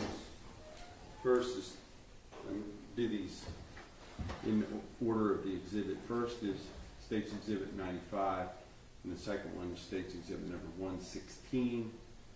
And do these appear to be the packages that were opened in your presence where the SD cards were retrieved from? Yes, it's the same type of packaging. Okay. And just looking at the different license plates and time frames, do those appear to be related to the vehicles that we're here talking about? I don't see a license plate. Okay, yeah, right here. I don't know what the license plates were. The vehicle numbers would be what identify for myself. Based upon the fact that they were open, you examined them and saw the videos that we were just talking about. Yes, sir. Do you believe that these are where they came from? Yes, sir. Okay. So, with regard to what I would call the abduction vehicle, were there 4 separate days or 4 separate days of routes driven by the defendant? Objection to leading, Your Honor, I think. I'll rephrase, Your Honor. How many separate days were there of videos that were able to be recovered on from that particular vehicle related to the defendant? I believe there was 4 that we downloaded. All right. And then on the final day, what we call the arrest vehicle, how many days were on that particular one? I believe just 1 partial day. Okay. You said that you brought these are already in evidence, so I'm not going to move to admit them, but you brought a special camera. Kind of explain the process of how that went down. Yeah, it was not a special camera. It was just a camera, the same model that was installed in the truck in question, and a power supply to be able to power that camera, and an adapter cable for USB to be able to insert a USB drive into that camera. And did you then in the presence of myself and others, download those videos one by one onto,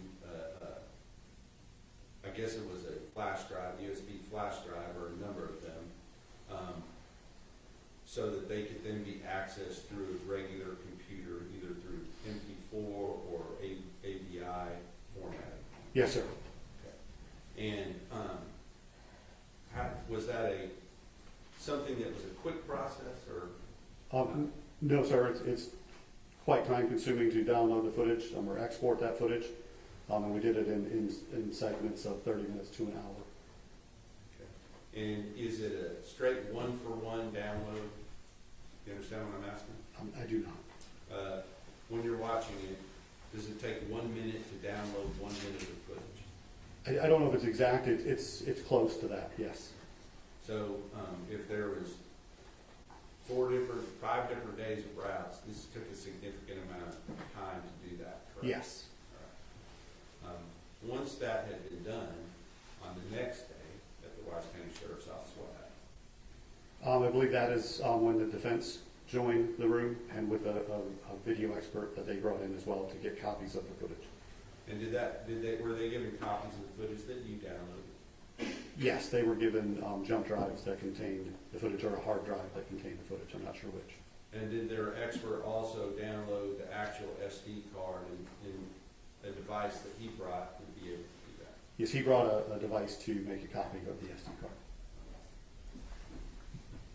Do you, based upon your expertise related to your own software and hardware that was accessed in this case, do you have an opinion as to the validity as far as the information, other than it being off by 6 hours because of UTC time, coordinate-wise, time-wise, and speed-wise? Do you believe that that video event data recorder was operating correctly?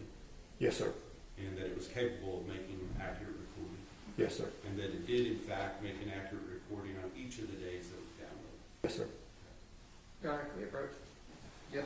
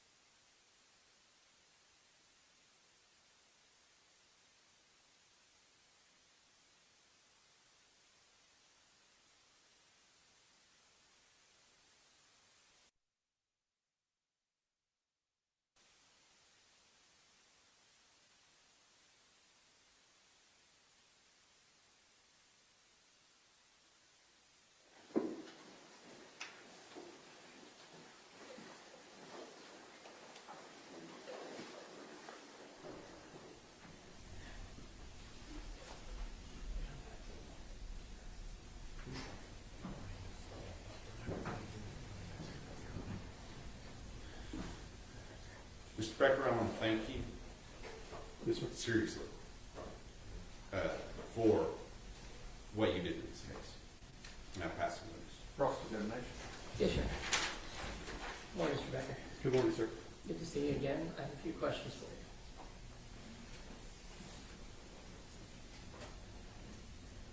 you. Okay, I know this was 2022, correct? Yes, sir. Do you know if Mr. Horner's vehicles that we're talking about actually had that panic button back then?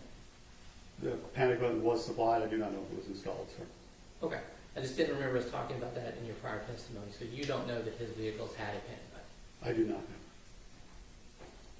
know. Another thing, earlier I think you testified in response to Mr. Gray's question about Southern Star being an ISP for FedEx.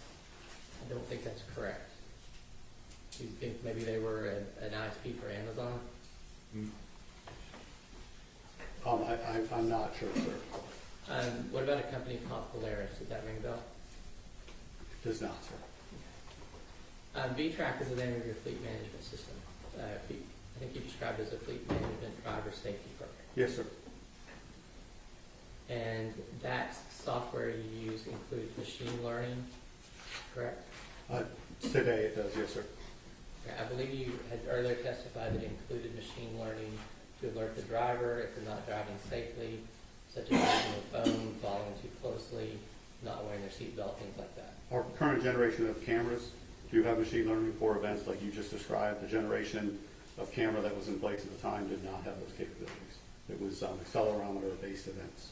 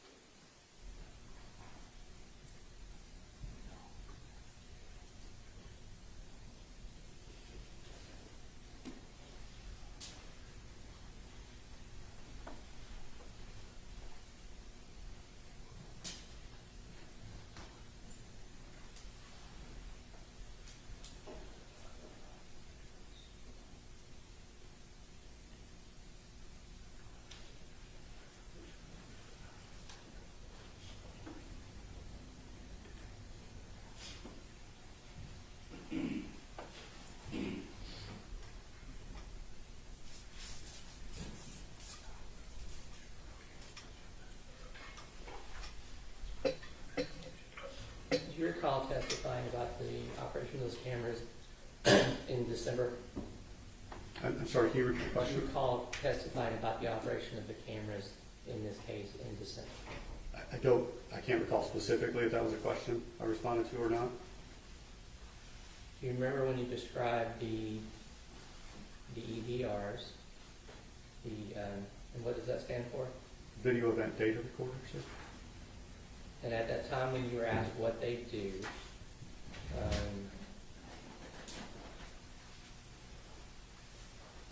talked about them recording events. So now it's your testimony that they don't, the cameras at that time that we're talking about don't record events. No, sir. The cameras do record when the vehicle is turned on. The camera turns on and starts recording to its internal storage. It then will stay on until 15 minutes in this case after the vehicle is turned off. It will send, that camera in particular, sent events such as hard brake, hard turn. That camera had the functions to be able to send events for hard brake, hard turn, hard acceleration. It just wasn't the expanded set of events that we have in products today.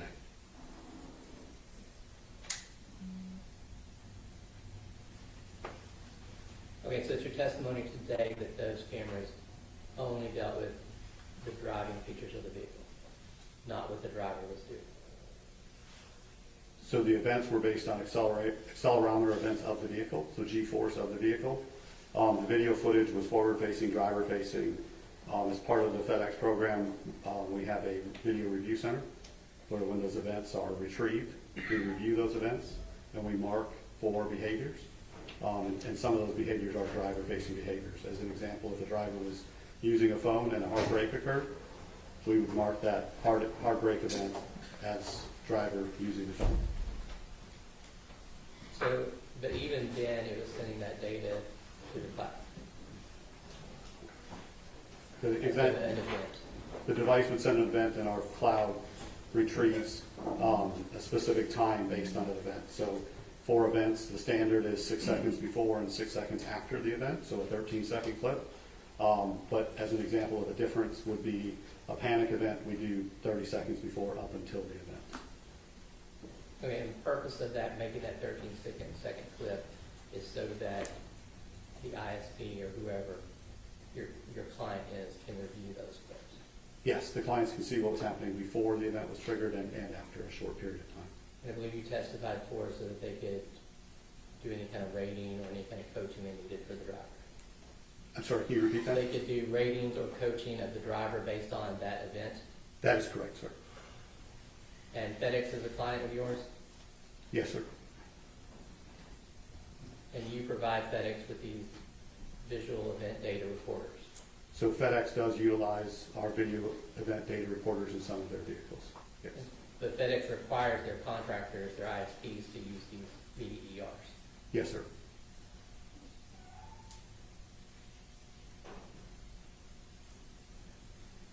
Now, you talked about those contractors for FedEx can remotely pull those videos and download them.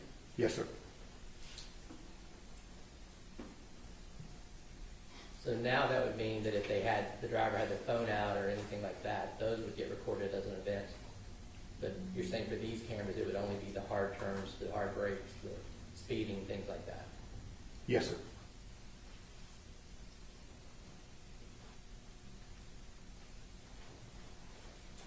And the contractor we're talking about here was Big Topspin. Yes, sir.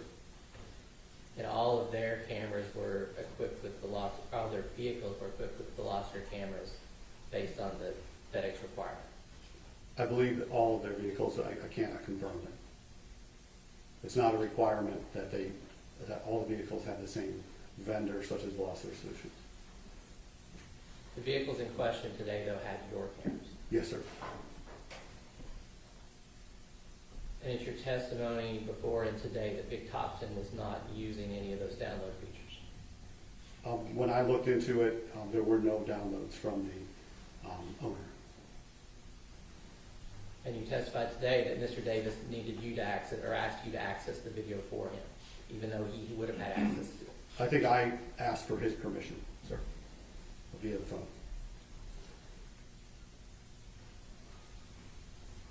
To your knowledge, did Mr. Davis ever access those videos? To my knowledge, no. But he could have. Yes, sir. And this is a fleet safety program. Yes, sir. And it's meant to monitor the driver's behaviors. Yes, sir.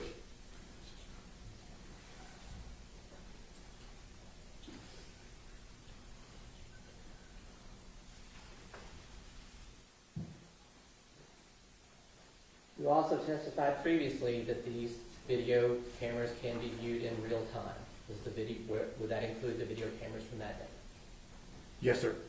So not only could you download data of the driver's performance, you could download data of those specific 13-second events, but you could also monitor drivers in real time. Yes, sir. To your knowledge, Topspin wasn't doing any of these things. I wouldn't have any ability to see if they Just used it going or to not. check the relevance as to whether they were or not. I think he's going to answer this particular case, and I just object. Overruled. You want me to repeat that? Yes, sir. I think I was asking, to your knowledge, Topspin wasn't taking advantage of any of those features, reviewing the downloads of the events, reviewing in real time, doing any other monitoring. So from my analytical perspective, the tools we have in place, I can see if a user has logged into the system, and we would be able to see if there were videos downloaded. It's my recollection, I did not see either of those. That's what changed. Redirect. Just one further thing. When you downloaded that original video that you described before, did you download other clips as well for the FBI? I believe so. I don't know in particular. I'd have to look at, I had a log that I sent. That's what we had. Okay. All right. Thank you. No further questions. Mr. Gold. Nothing further done. May Mr. Becker be excused finally? Can we approach? Okay.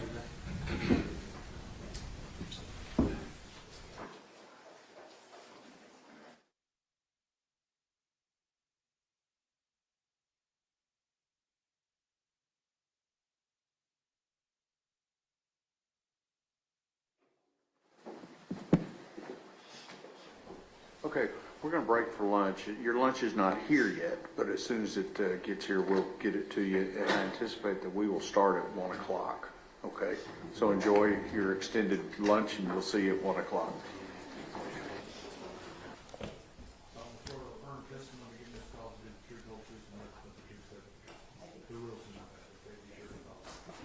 Both sides ready for the jury? Yes, Your Honor.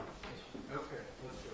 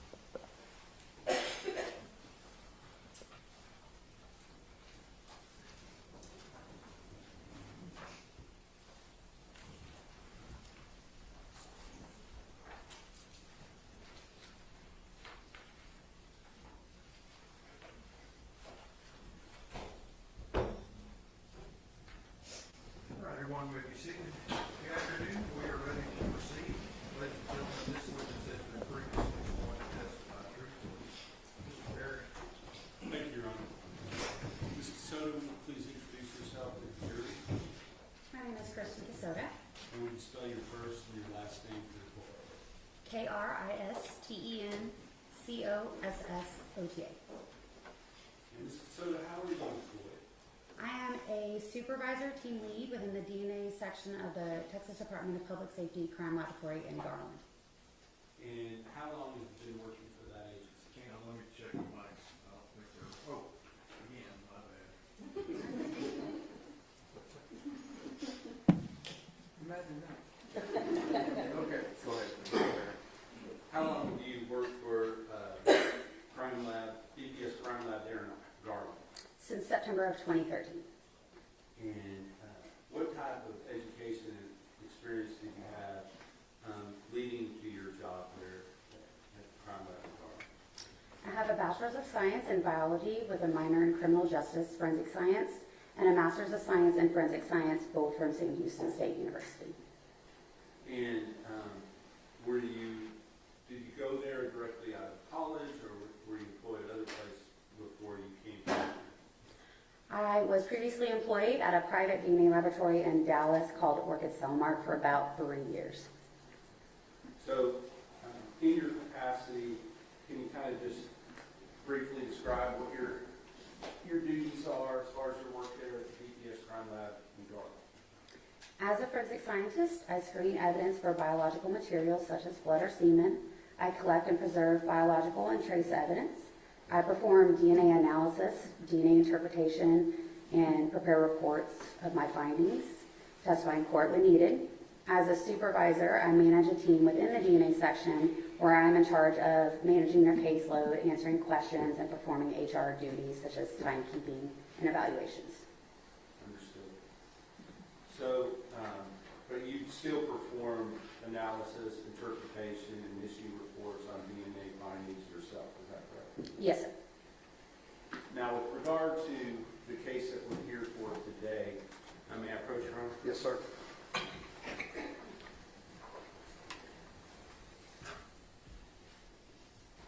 I'm going to hand you 3 documents that have already been admitted in evidence.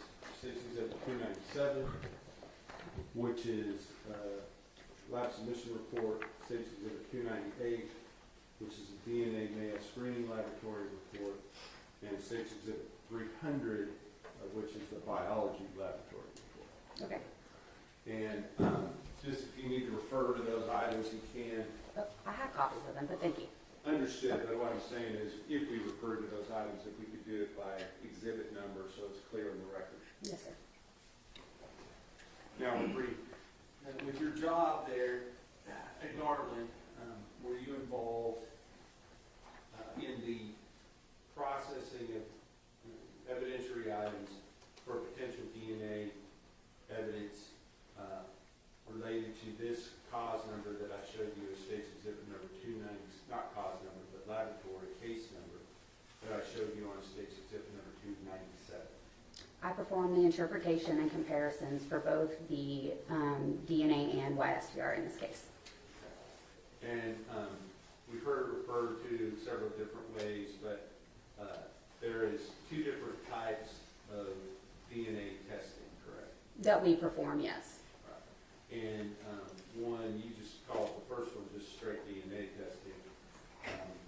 Is that what is sometimes referred to as autosomal STR testing? Yes, it's the autosomal STR testing.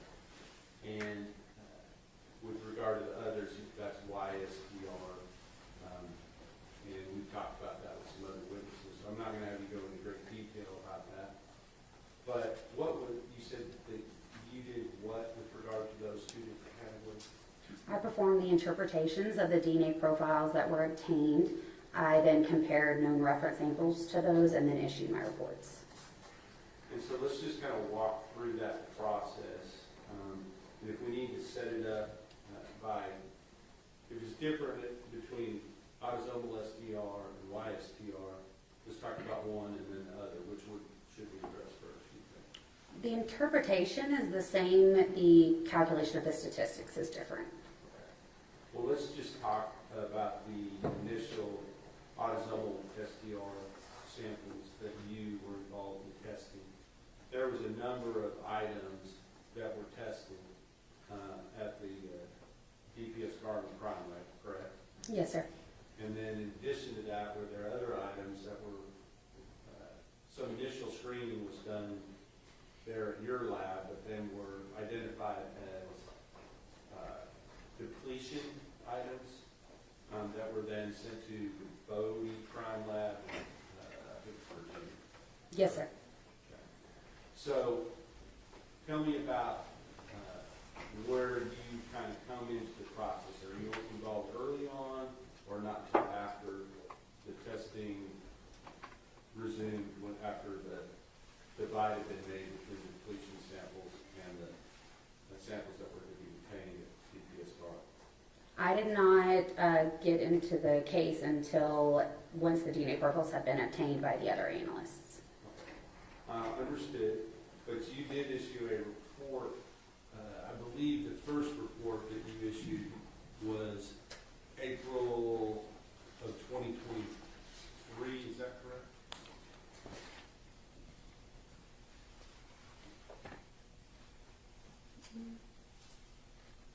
Sorry.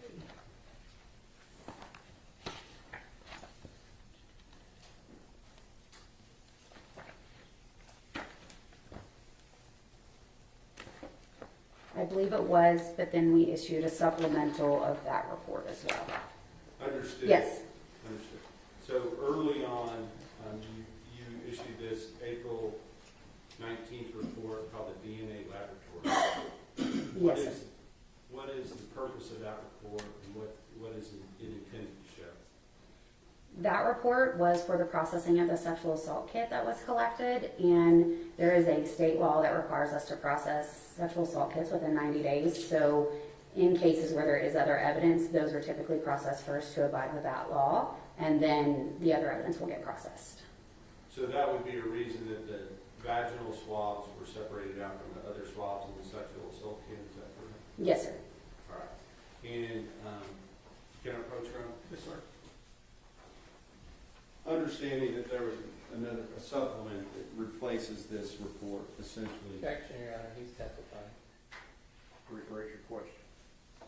I was just, let me ask the question. The question is State's Exhibit number 299, do you recognize that?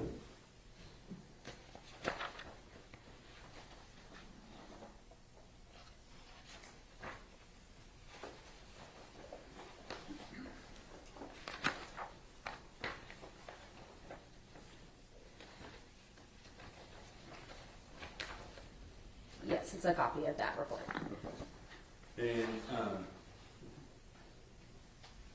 with regard to that report, I'm going to offer States 299 into evidence.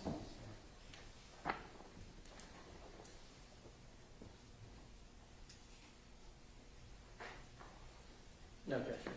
State's Exhibit 299 is Now, with regard to this report, you said something about a supplemental report that was issued later. Can you explain what you were talking about? Yes, so in November of 2023, we changed the way that we report our statistic. We ended up adding a verbal qualifier to essentially help those reading it understand how much support is actually given to that statistic that's being listed.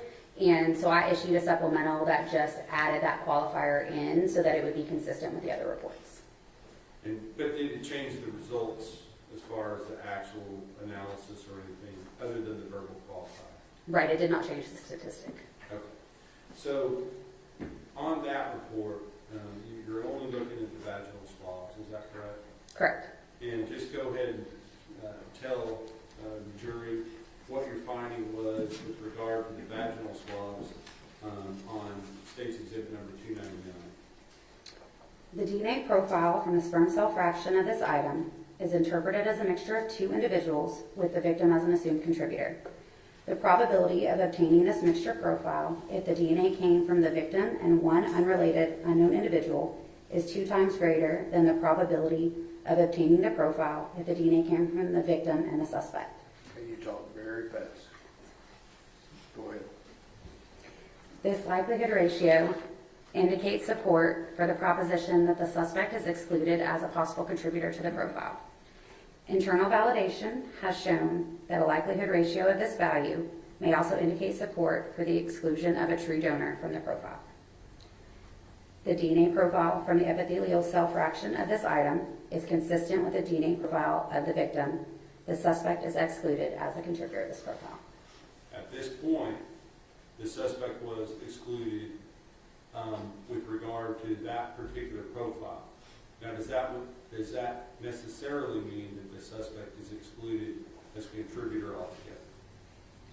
From this analysis, it was a exclusion with, at that point, we called it limited, like it was a limited support for exclusion, is what the verbal qualifier was. Given the fact that it's just, the ratio is so close, it's like 2 to 1 rather than big, huge numbers. Honor leading. Let me hear the question. What, if any, significance did you put to that at that time? As far as whether or not further testing should be done to see if the defendant was still potentially a contributor to that swab, or whether we should just set that aside and say, no, he's not. Objection, saying No, go ahead. When we process samples from sexual assault kits, especially vaginal swabs, we know during that laboratory process, when they're identifying how much, if any, human or male DNA is in the sample, we know that there was male DNA in the sample.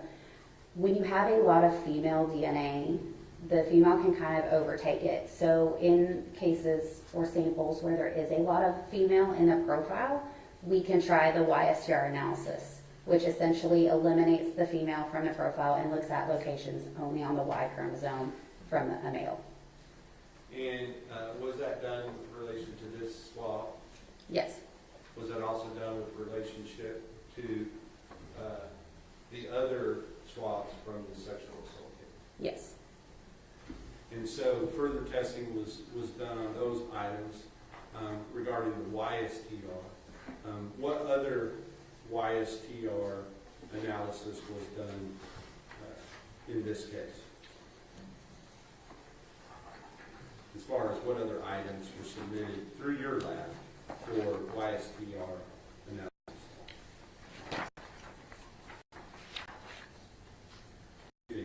In addition to the items from the sexual assault kit, the buccal swab from Tanner Lynn Horner was also had YSTR analysis performed on it for comparison. And did YSTR, were you able to get results from each of the different swab samples, meaning the anal swabs and the oral swabs? Athena, I was able to get the profiles from those items. and may I approach her? Yes, sir.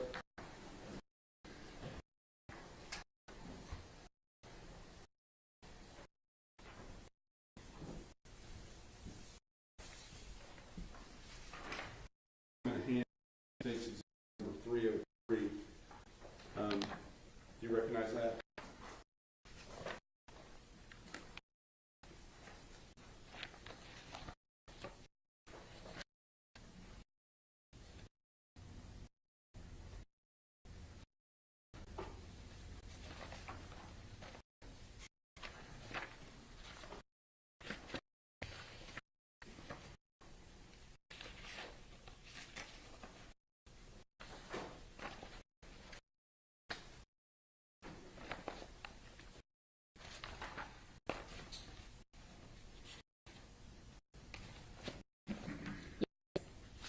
And is that, what is that?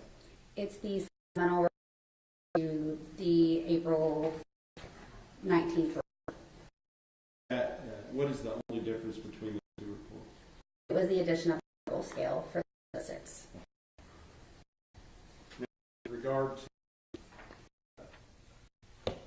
States Exhibit number 302, you recognize that?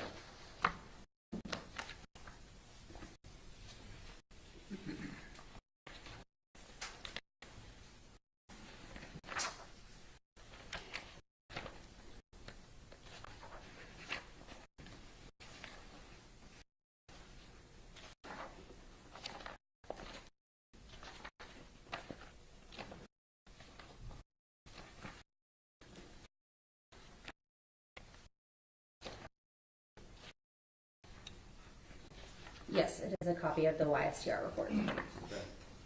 And does that document your findings for the anal swabs and the oral swabs from Athena Strand? Yes. This time I'll offer into evidence states exhibit number 302.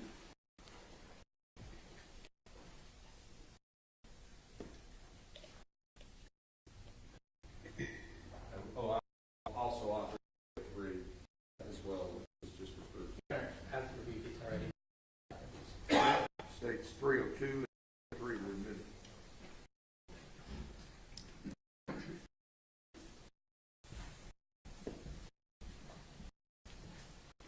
Now, before I ask the public, Mr. I want to talk to you a little bit more about the differences between the findings that you might see for autosomal STR and YSTR. And kind of, you explain the differences and how they're different. If you, if you can do that for the jury.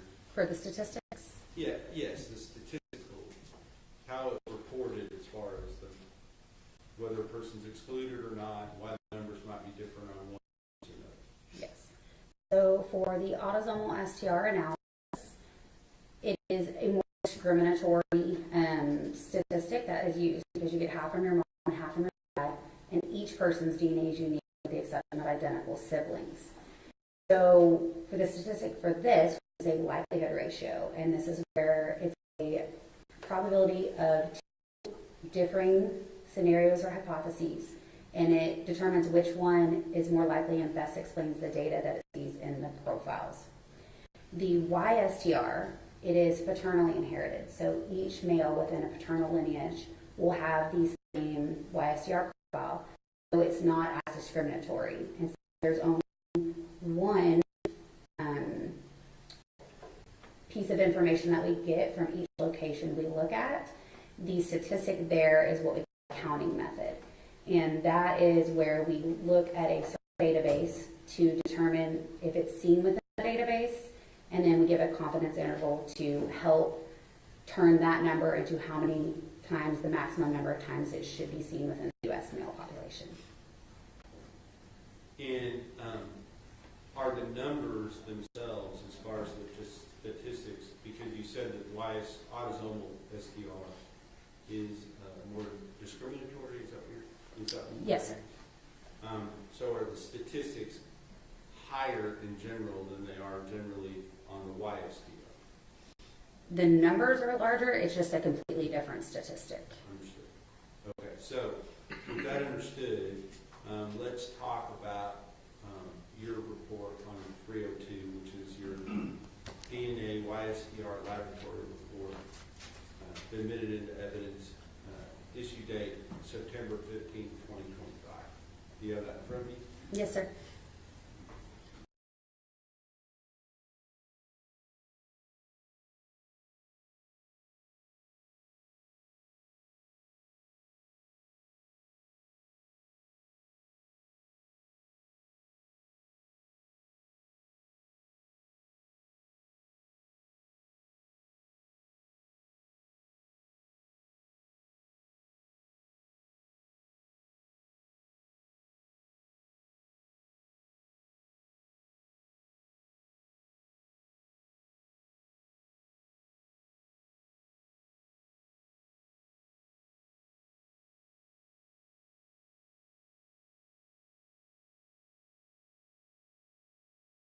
You may have published your own. Yes, sir.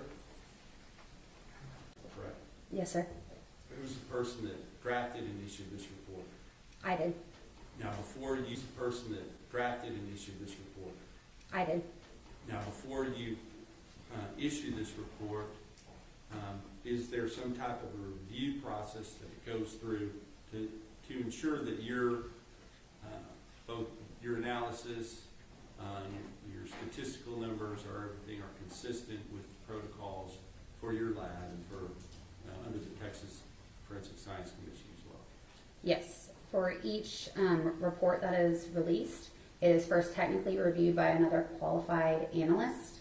Then it will also go through an administrative review process before it's released.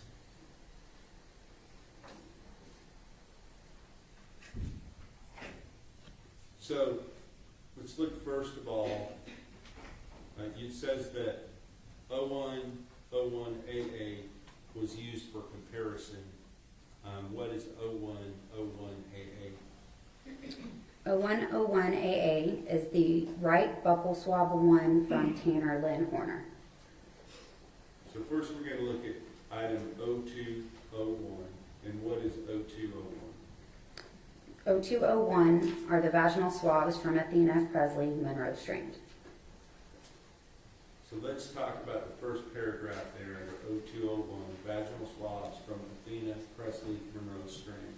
If you would read that first paragraph, and then I may ask you some questions about that before we move on to the next one. Okay. The YSTR profile from fraction 1, epithelial cell fraction, of this item is interpreted as originating from a single individual. Tanner Horner cannot be excluded as a contributor of the male DNA profile.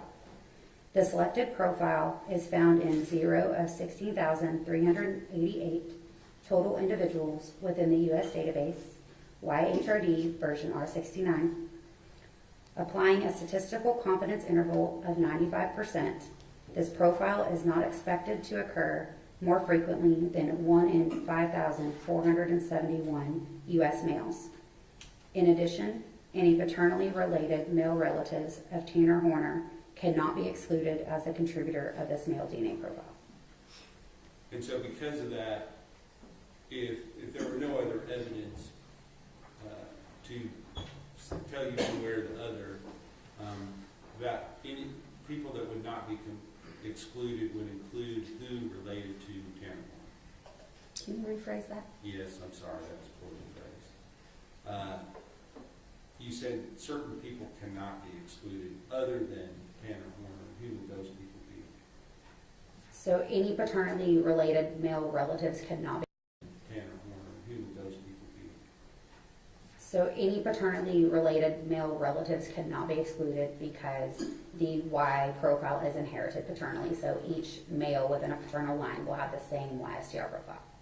And that would include who within his family? Son, father, uncle, grandfather, cousin, as long as they're in that paternal line. Now, a couple other things. YHRD version R69. What's that talking about? That is the database that we use. It is the Y chromosome haplotype reference database, and the version R69 is just the current version. And so, of all the people that were in that database, the 16,000, whatever, no one had this profile, correct? Correct. It was found 0 times. All right. And so how do you do this statistical analysis from 0 of 16,000 to 1 of 5,471? To accommodate for the small sample size that is currently in the YHRD database of 16,388, a confidence interval is used to determine the maximum number of times that this profile would expect to be seen in the U.S. male population. It helps keep it from making it seem like it's maybe more rare than it is because it's 0. So with the 95% confidence interval, it is not expected to occur more frequently than 1 in 5,471 U.S. males. Can you explain what that 95% confidence interval means? The 95% confidence interval is just that we are 95% confident that that profile wouldn't, the maximum time that you would see it would be 1 in 5,471. And it's at the lower end of that confidence interval to make sure that we are being the most conservative in our reporting. Understood. Okay, so talks about from fraction 1, and then the second paragraph we're about to talk about, so it talks about fraction 2. What are those fractions? During the first step of the process, I believe y'all may have already talked about this, but it's the extraction process. This is where we remove any possible DNA from the substrate that it's on, such as a piece of cloth or a swab. And for samples where there could be possible semen present, we do a type of extraction called a differential extraction. This just allows us to essentially try to remove any possible DNA from sperm cells from any other DNA that may be in the sample. And as I spoke of previously, right, with some of those samples from orifices, they can have a lot of the individual's DNA whom it's from. And so that also allows us to try to separate out and get better interpretable profiles. So let's go on to the first fraction was epithelial cell fraction. What is epithelial cells? It can be any cell that is not a possible sperm cell. Okay. So let's go on to the second paragraph, and I think that spans both pages, so I'll put it at the page break. So go ahead and read that second paragraph related to the vaginal swabs. The YSTR profile from fraction 2, sperm cell fraction of this item, is interpreted as originating from a single individual. Tanner Horner cannot be excluded as a contributor of the male DNA profile. The selected profile is found in 0 of 16,388 total individuals within the U.S. database, YHRD version R69. Applying a statistical confidence interval of 95%, this profile is not expected to occur more frequently than 1 in 5,471 U.S. males. In addition, any paternally related male relatives of Tanner Horner cannot be excluded as a contributor of this male DNA profile. So is it essentially the same finding on both fractions, that Tanner Horner cannot be excluded? Correct. Now, cannot be excluded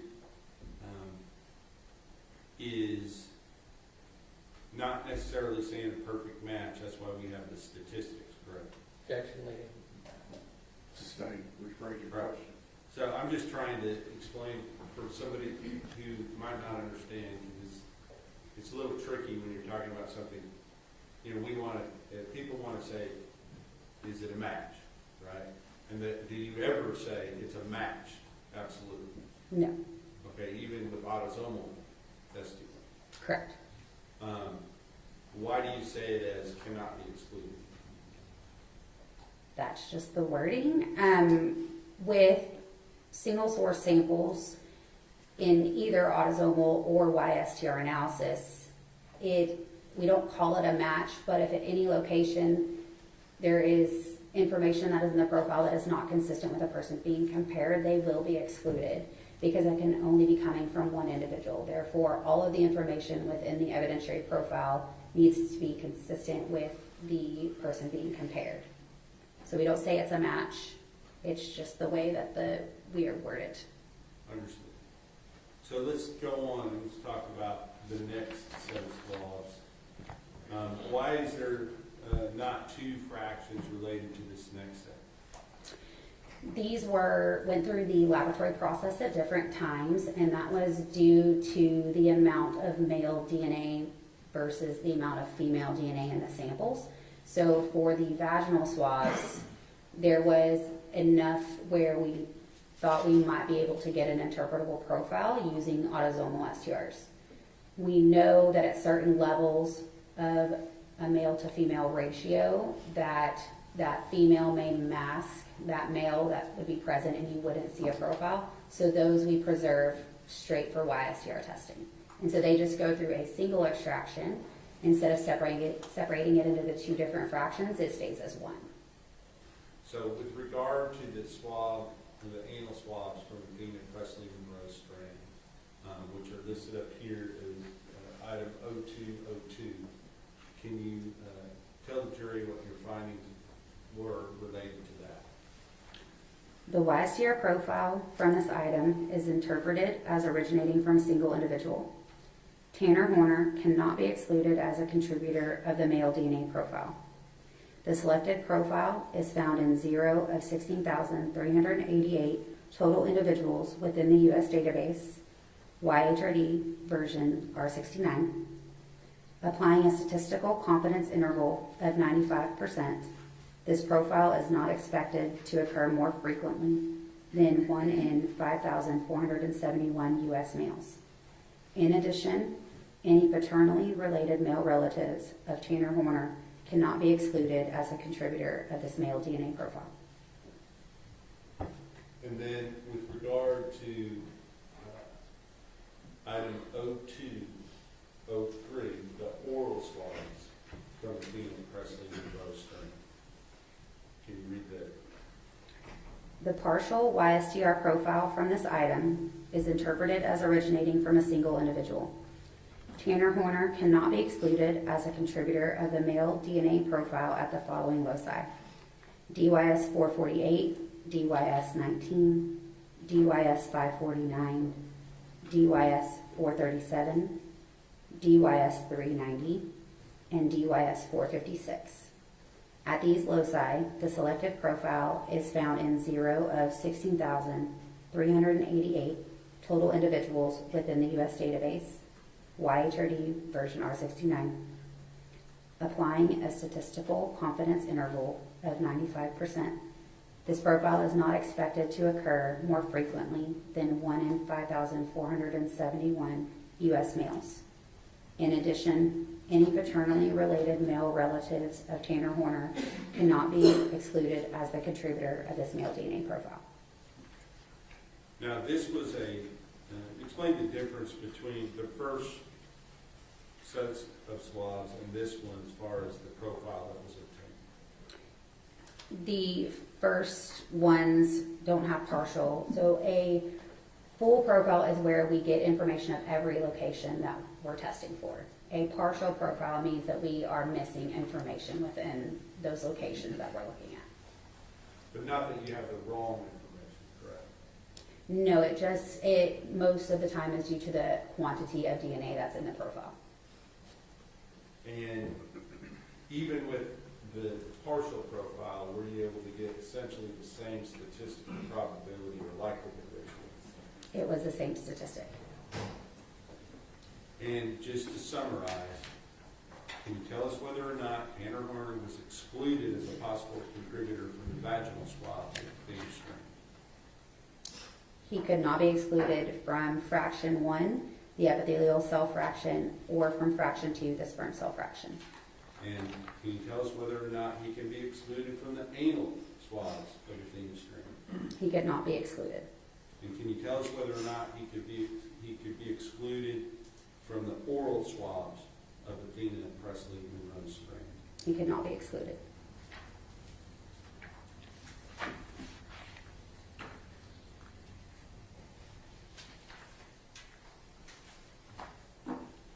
Now I want to talk to you about your other report. I think we have, can I check with the court order, 299 and 302 have both been admitted, is that correct? Yes. With regard to the other swabs, are those documented on a different, or the other items that were tested for autosomal STR, were those documented on a different report? Yes. I'm going to show you State's Exhibit number 301 and ask you to recognize that.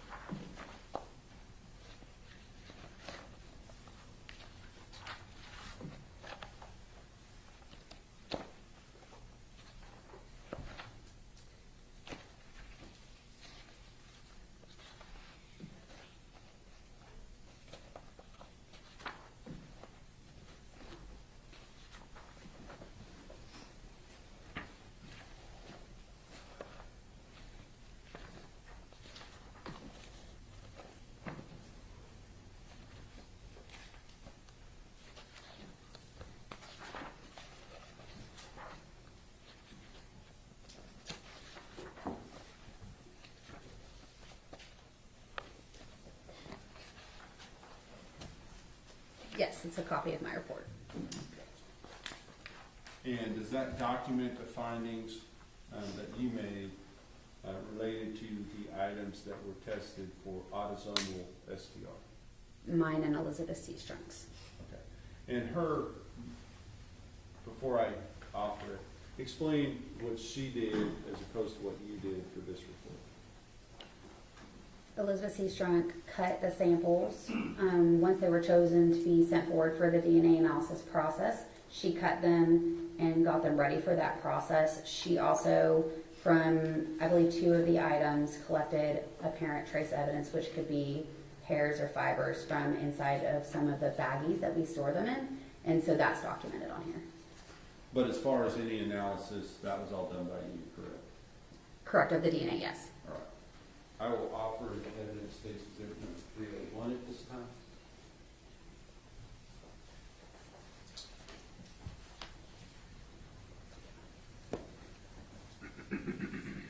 No objection. States Exhibit 301 is admitted.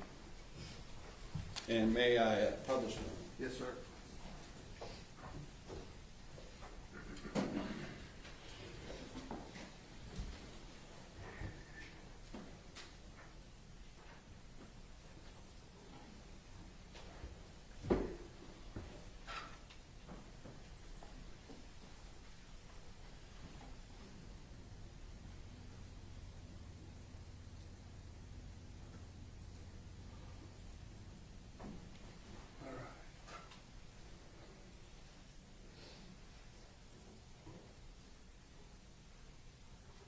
So, we've already kind of talked about the process that has taken place leading up to your analysis and interpretation. Kind of walk us through on the autosomal, what you do when you get a certain item that's been gone through the process as far as the extractions and all those things, but now you're interpreting the data. Can you walk us through that? Yes, so similarly to the YSTR profiles, when I get a profile, I will look at it, determine if it's partial or full, whether or not we got information in all of the locations or only some of them. I will also then try to determine how many individuals I believe are contributing to that profile. Then I will run it through a program called StarMix. This is a probabilistic genotyping software that just aids the analyst in separating out any possible contributors within a mixture profile. And then if there is a known reference to compare to, it will also provide a statistic, the likelihood ratio that I spoke about. Now, on the autosomal STR analysis, let's just kind of start going through your report, and I want to make sure we understand what you dealt with. So, you're taking one of the. Let me ask you about the profile from the DNA swab, the buccal swab from Tanner Horner. Has that been separated out as far as portion for the different profile for the YSTR, or is it the same profile? They're different profiles, but from the same sample. So in the process of the DNA analytical process, the third step, amplification, they're just using different kits, and that is just one is for autosomal STR analysis to obtain that profile, and one is for YSTR to obtain that YSTR profile. But it's the same sample. And so let's talk about, start going through the actual items. So the first thing we see is 0102AB, and what is that? That is a stain from left sleeve from FedEx Polo from suspect's property. Okay. And I'm not going to have you read every word of this because we'll be here all afternoon if we do that for every item. But let's talk about, is this on fraction, was this divided into the 2 fractions? Yes, it was. Okay. And was, with regard to the fraction 1, I want you to explain a little bit, get an understanding is, with regard to fraction 1, might you see both the suspect and the victim of a case in the same statistical analysis, like in this case, potentially? Yes. Okay, and that's the epithelial fraction, correct? Yes, we started referring to them as fraction 1 and fraction 2 instead of the sperm cell fraction, epithelial cell fraction. But yes, that fraction 1 is the epithelial cell fraction. With regard to fraction 2, if it's a female's DNA, are you going to ever have that person within that fraction? If there's a lot of female in the profile, it could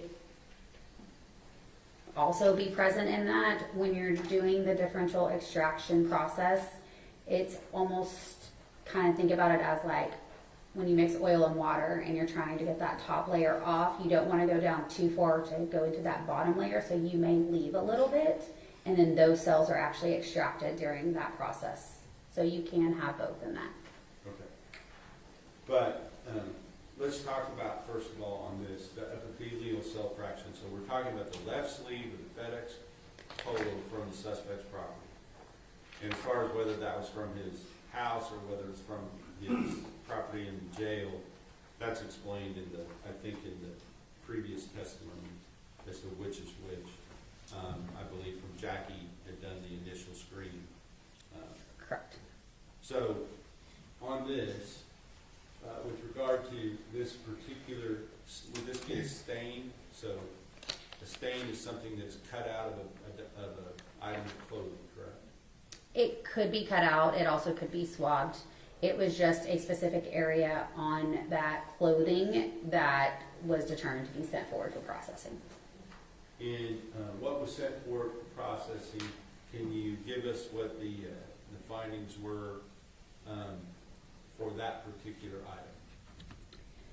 The DNA profile from fraction 1 of this item is interpreted as a mixture of 3 individuals.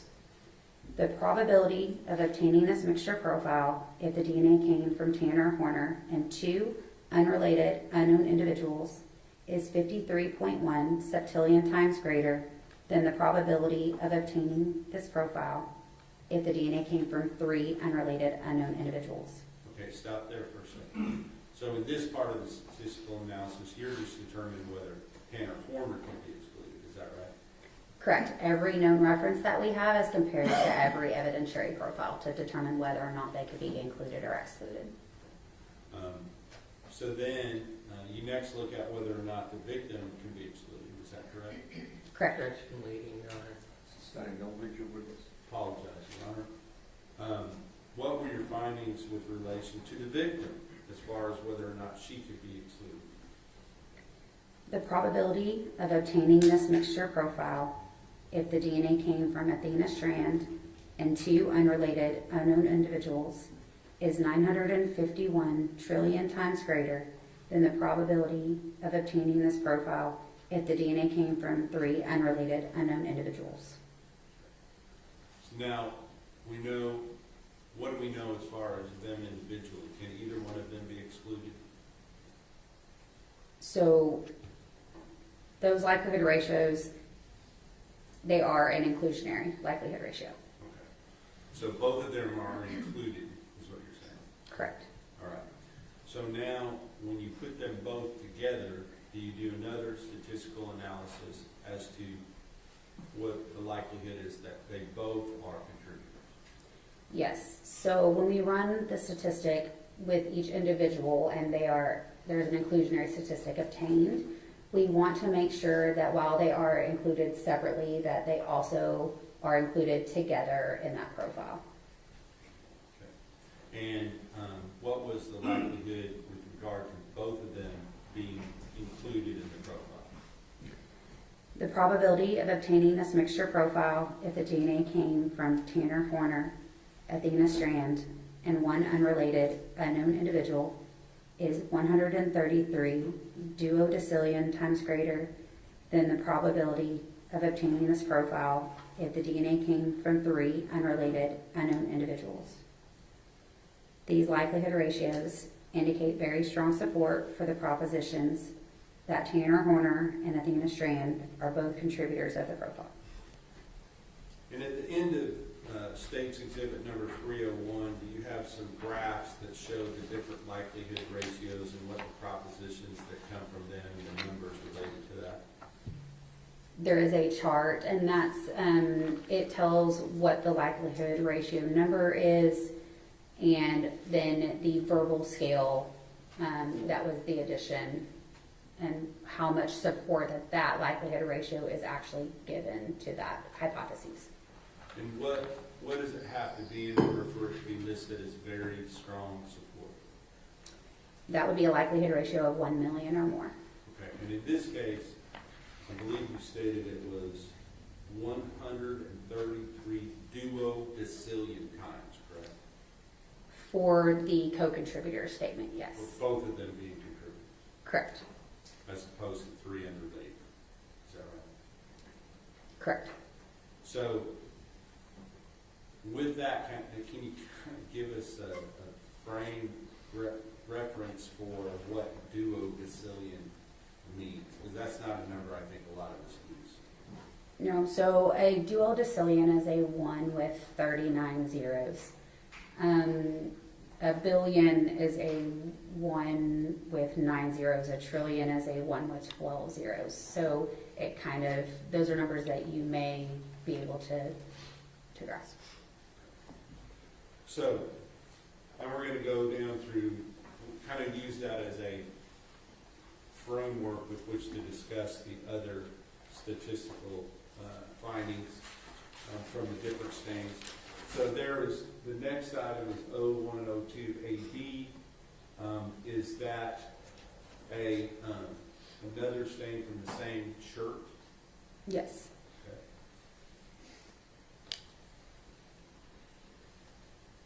Okay. And is that essentially, maybe not, the numbers are not exactly the same, I don't know if they are or not, but does it basically still have very strong support that both of them are contributors? These likelihood ratios indicate very strong support for the propositions that Tanner Horner and Athena Strand are both contributors to the profile. In this case, it was only 73 octillion times greater. Is that right? Am I looking at that incorrectly? Maybe I'm looking. Oh, I'm sorry. In this case, it was 245 quattrodecillion. Is that more or less than duodecillion? So a quattrodecillion is a 1 with 45 zeros. Okay.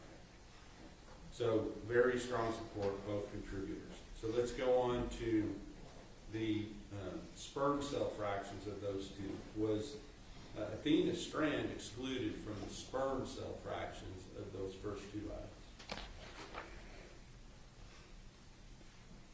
The DNA profile from fraction 2 of this item is interpreted as originating from a single individual. I'm sorry, this is for a 102AB. Yes. So we're looking at, I asked you about two at once, and that's my fault. But 0102AB, let's talk about that first. The DNA profile from fraction 2 of this item is interpreted as originating from a single individual. The probability of obtaining this profile, if the DNA came from Tanner Horner, is 112 septillion times greater than the probability of obtaining the profile if the DNA came from an unrelated, unknown individual. This likelihood ratio indicates very strong support for the proposition that Tanner Horner is a contributor of the profile. Athena Strand is excluded as a contributor of this profile. And I guess the reason I was asking about the female DNA earlier is you have one fraction of the same swabbing or material that is sent forward. One she's included, one she's excluded. Give us kind of the reasoning for that. You understand what I'm saying? You got the epithelial section, you got the sperm cells fraction. One she's strong, very strong support, she's one of the contributors, versus the other she's excluded. Correct. So, is that because it's really just looking for male DNA? Sustained, don't leave your witness. Yeah, reasoning for that, is there? It could be that it doesn't separate it by male, and the extraction process itself is made to try and separate any possible sperm cells. That doesn't mean that it is from sperm cells, it's just that it's possible sperm cells. And like I said, there could be that bleed over where someone could be included in it, but we can't say what exactly type of DNA that sample is from. But on these two samples that we've talked about so far, when the sperm cell fraction was separated out, can you tell us whether or not Athena was actually excluded from the sperm cell fraction? She was, for a 102 AB, she was excluded. And what about the next one, a 102 AB? The DNA profile from fraction 2 of this item is interpreted as originating from a single individual. The probability of obtaining this profile if the DNA came from Tanner Horner is 116 septillion times greater than the probability of obtaining the profile if the DNA came from an unrelated, unknown individual. This likelihood ratio indicates very strong support for the proposition that Tanner Horner is a contributor of the profile. Athena Strand is excluded as a contributor of this profile. Okay, now let's talk about, we know that the first several swabs or cuttings that were sent forward were from the FedEx polo from the suspect's property, correct? Correct. So that would include a 102 AB, AD, AE, AF, and AG,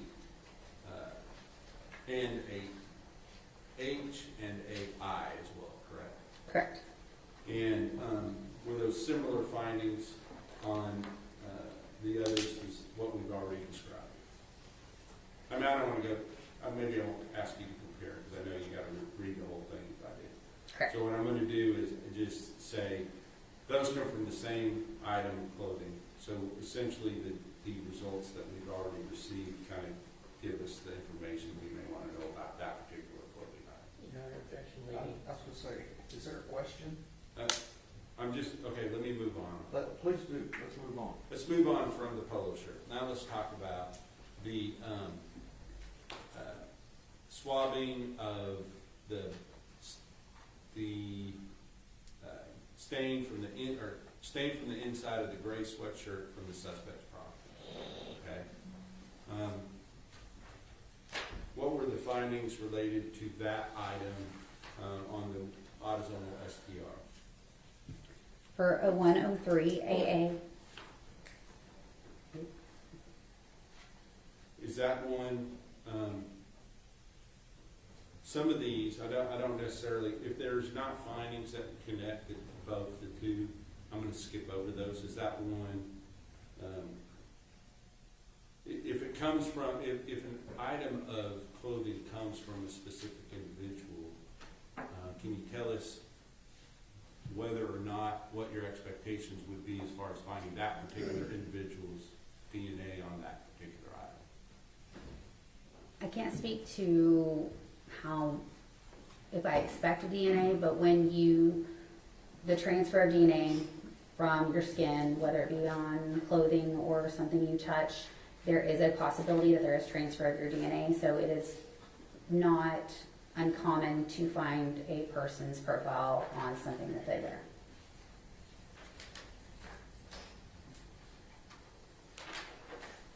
All right. I'm going to skip all the way down to some of the swabs that were collected in the truck. I'm going to look at, go down to 0115 AA.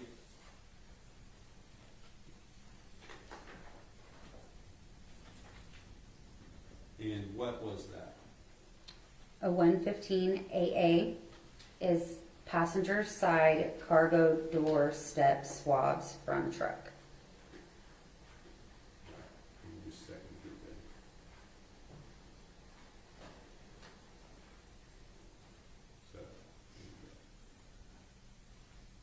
So this would be a swab, is that correct?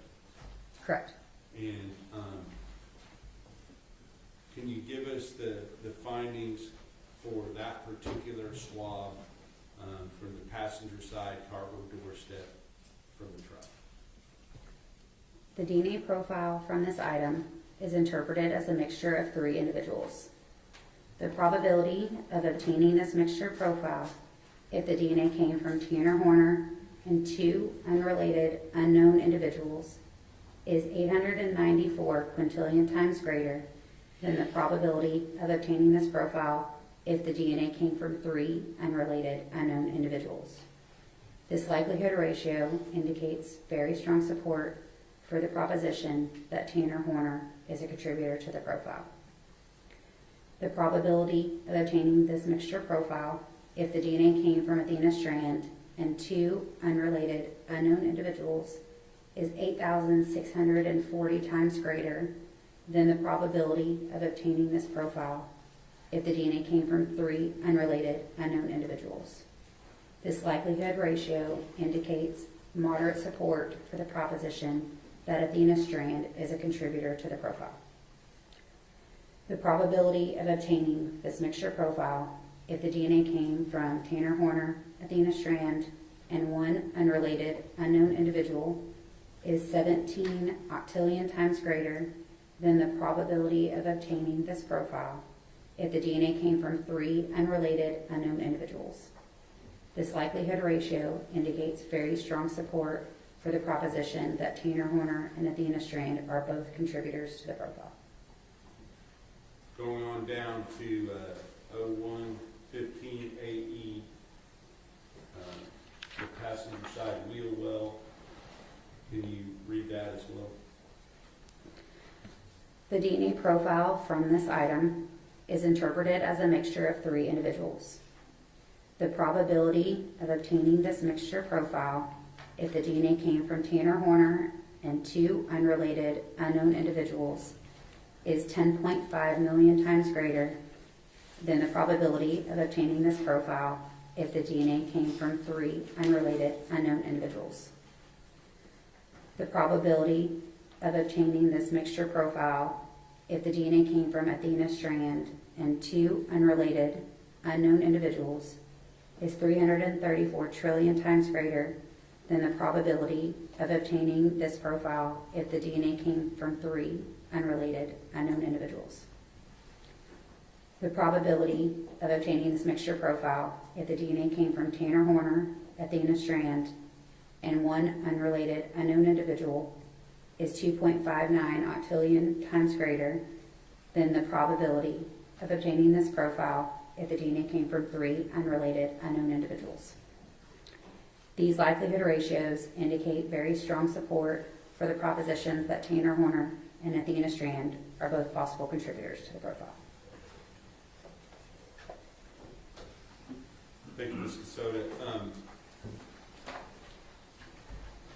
At the time that you were working on these items and obtaining the results in your report, had the depletion items also been sent to the Bodie lab in Thornton, Virginia?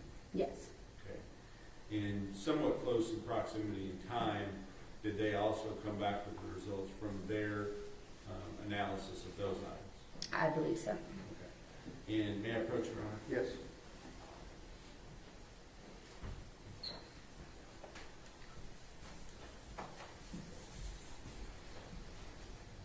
I'm going to show you what has been marked as State's Exhibit number 304. Could you look in that and see if you recognize that or have seen that before?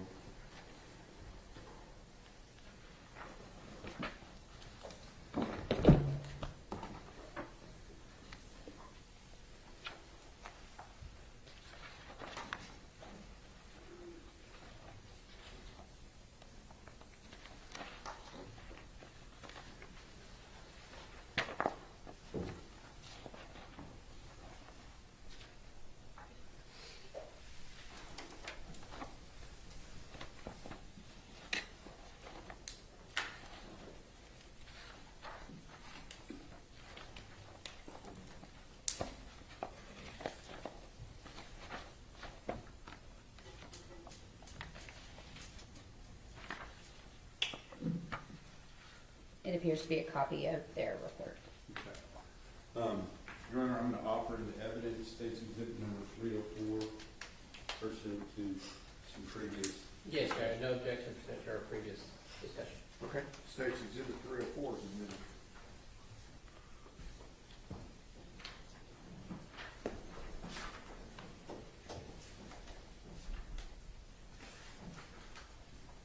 So on this report, do you have a copy of this?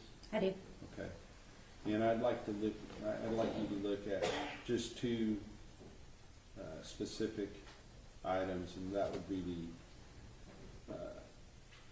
what was from our lab, I believe it was 0112 AB 01, the swabbing from the right hand fingernail clippings and clipper from Athena Presley Monroe Strand, and then the next item 0102 AC 01, swabbing from the left hand fingernail clippings from Athena Presley Monroe Strand. 0112 AC. 0112 AC 01. Is that good? Yes. All right. So if you can find those in the results, I'd like to just read their results in related to those items.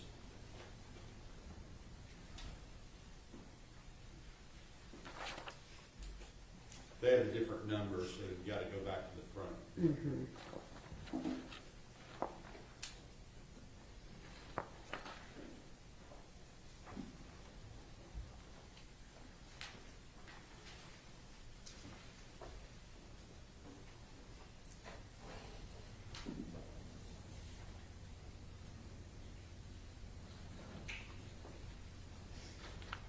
So there's some results at the beginning.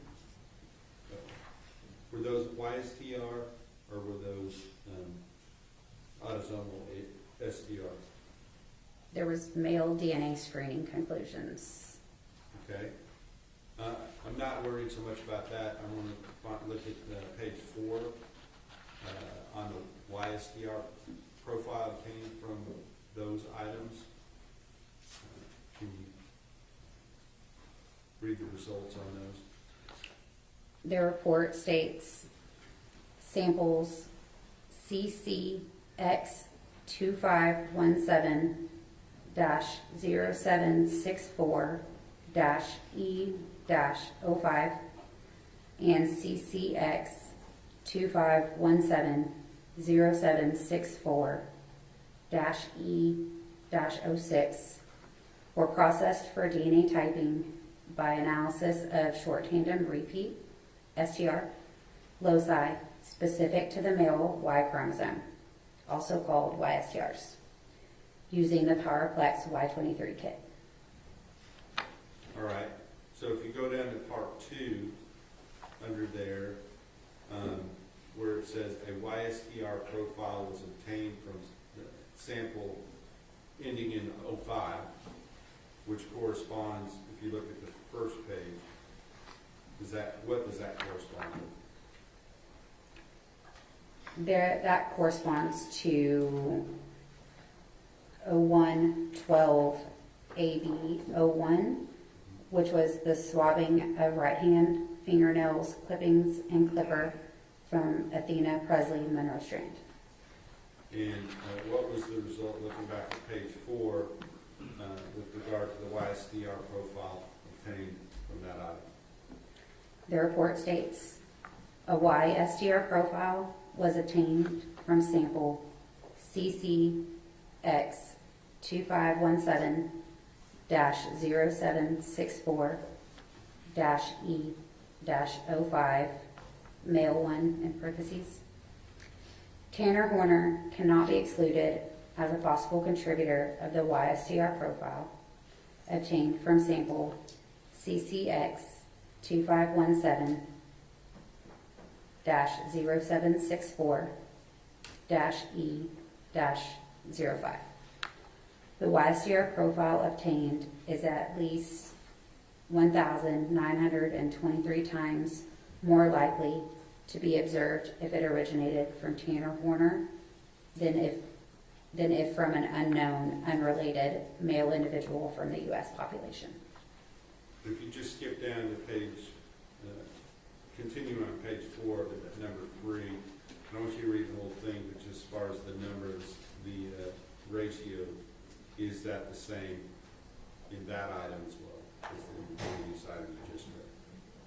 I'm sorry? Is the number of not 1,923 times more likely to be observed if it originated from Tanner Horner? Is that the same on that item as it was on under item number 2? That number is the same. Yes. Okay.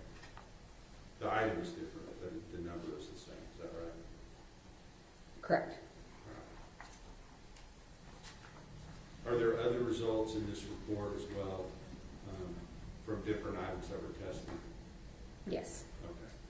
But that report is now in evidence and the jury can see that for themselves.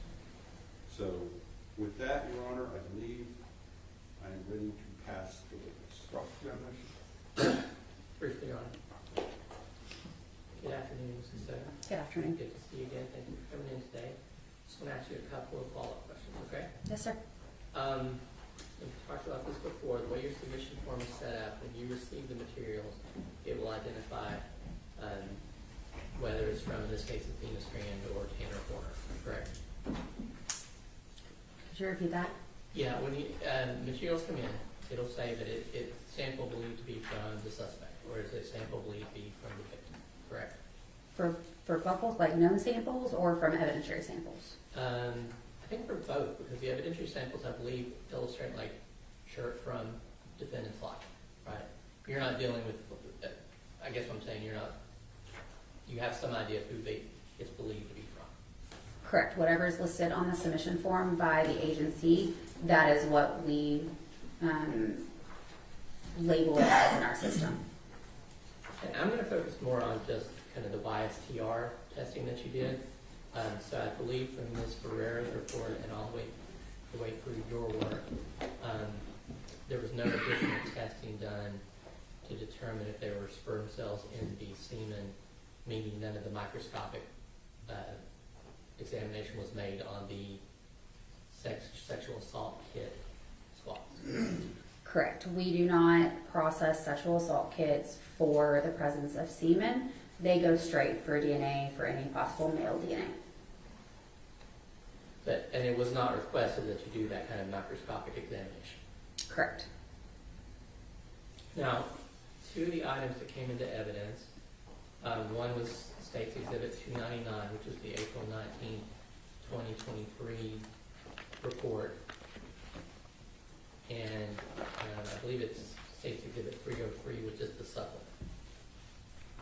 I'm not sure of their numbers, but yes, I know which reports you're referring to. And that the supplement was dated September 15, 2025. Correct. And you said that you had issued the supplement in response to some new guidance about the, what do we call it, the verbal indicators that you had? The verbal scale, yes, sir. But that didn't change the findings in the report. Correct. It did not change the statistic. So the statistics was that, if I understand it correctly, it was 2 times greater the probability of obtaining the profile from the victim and one unrelated unknown individual than from the victim and the suspect.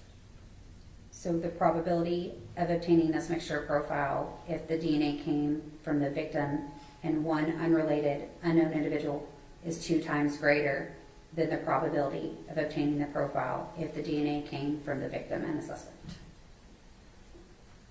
Now, I know you already explained why, so I'm not necessarily going into that, but this YSTR testing was done in 2025, correct? Correct. And I know that Ms. Ferrera's, she testified yesterday that in doing her male screening on the oral swab, it was inclusive as to male DNA being present. Is that correct?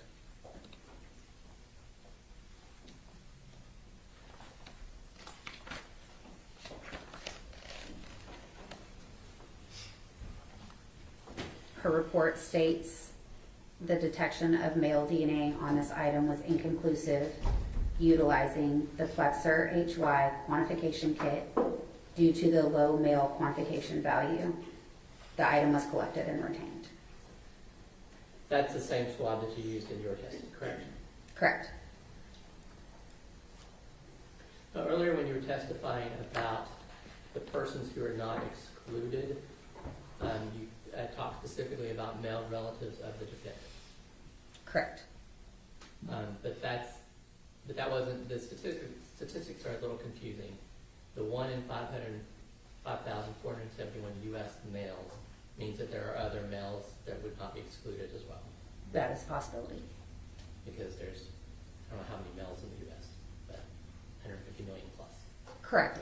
It's used to put the statistic of 0 in 16,388 into the maximum number that it could possibly be seen within the U.S. male population.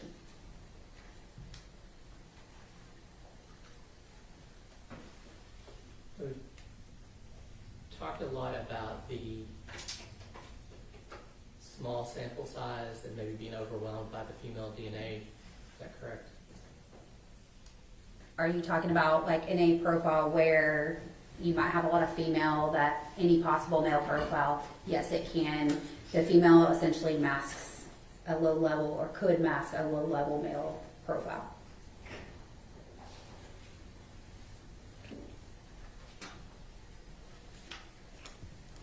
Now, we talked about separating it into fraction 1, the epithelial fraction, fraction 2, the sperm fraction, but you testified today that that doesn't necessarily mean that all of the DNA in the sperm fraction is from semen. Correct. And probably the same with the epithelial side. You can't know all the sources of DNA, but you're trying to separate them. Correct. Do you know, if I said a single drop of semen contained roughly 1 million sperm cells, 750,000 sperm cells, do you know if that would be roughly accurate? I think that could be dependent on a lot of factors that I probably can't.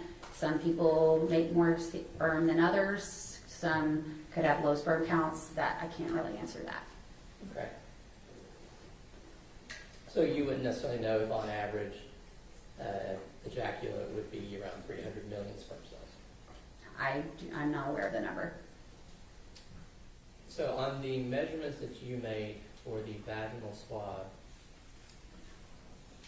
is the DNA roughly 1 nanogram?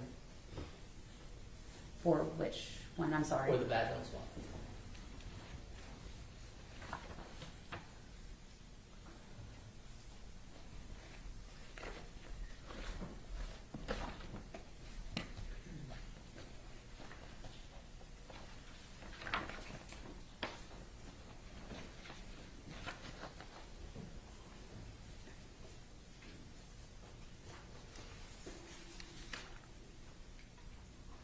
For which fraction?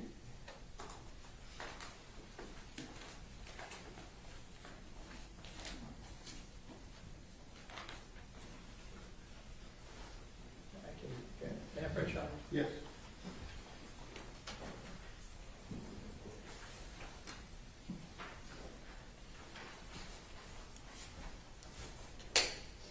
It's very small.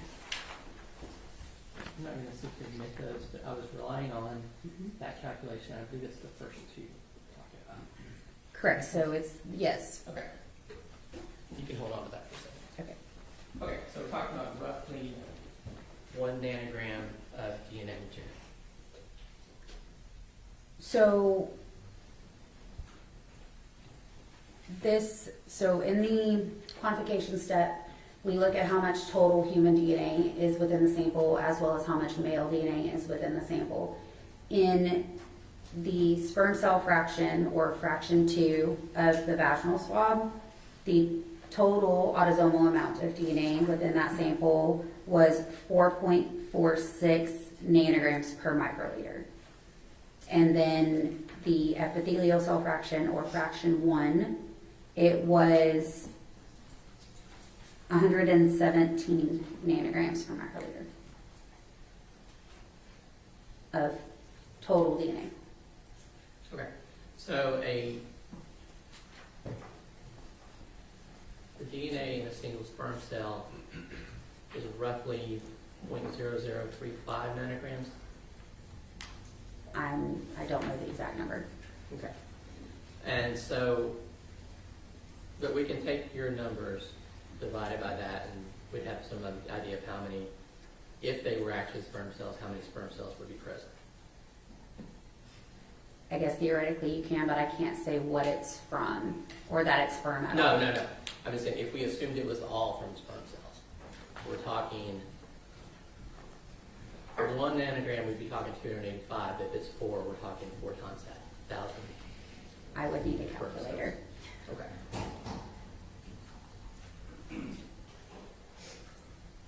Now, you are not, obviously not involved in actually collecting those swabs, correct? That's from the autopsy. Correct.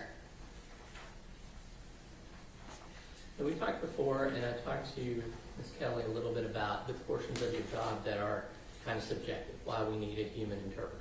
Can you talk a little bit about that, please? The interpretation itself can be subjective. I am, based on your training and your experience, you are looking at these profiles and looking at a lot of different factors within each location that we look at and the entirety of the profile to determine how many individuals we believe are contributing to that profile. And I use the example with her, and I believe I've talked to you about this before too. I'm not a microbiologist, so I see the little chart that prints out, and you've got the gray lines showing where the alleles would be, and that's kind of the thing you have to look at and decide what's an artifact, what's real, what's a mixture, that sort of thing, correct? Yes, sir. So, and specifically with the YSTR, you don't get to use the StarMax software with that, correct? StarMix. StarMix, sorry. Okay. And that's not available because this is a different thing you're looking at, so you're having to do those calculations differently? Correct. Okay. And then that's kind of where your interpretation comes in, and then you get others to help you review it. Correct. Each one is technically reviewed by another qualified analyst and then administratively reviewed. Now, also in your lab, it noted that the information you came. Which, I'm sorry, can you tell me which report? Should be 302. I'm sorry, I just have the state exhibit number. That would be the Hold on. September 15th, 2025 sexual assault kit. That's none of these. Which one? I think it was the September 2025 sexual assault kit one. It may have been on the other one, last one. But for the vaginal swabs on that report? Yes. Okay. So what is CODIS? So CODIS is the Combined DNA Index System. This is a national database that offender and arrestee and detainee samples are entered into, as well as any profiles from evidence samples. And then this is used to hopefully connect either cases to each other or cases and unknown profiles to individuals. And to your knowledge, there were no hits, there were no connections made from that entry? Not that I'm aware of. Pass the witness, Your Honor. Please record. No further questions, Your Honor. May this witness be excused? Yes, sir. Thank you, ma'am.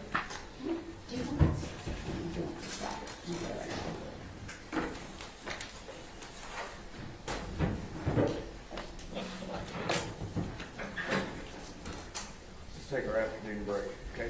Call you back in 10 minutes to 3.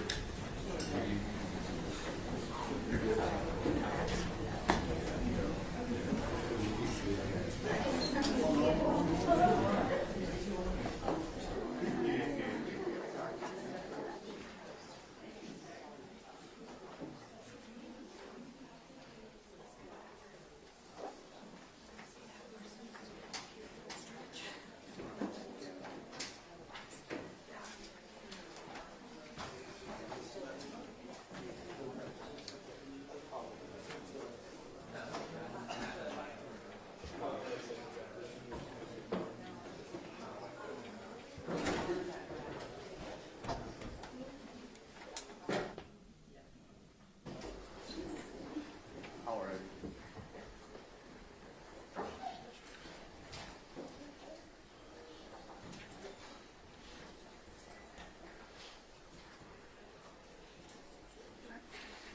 Maitland, M-A-I-T-L-Y-N.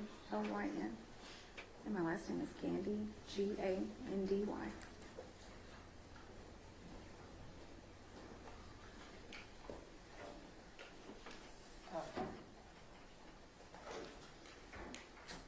one in the restroom, so.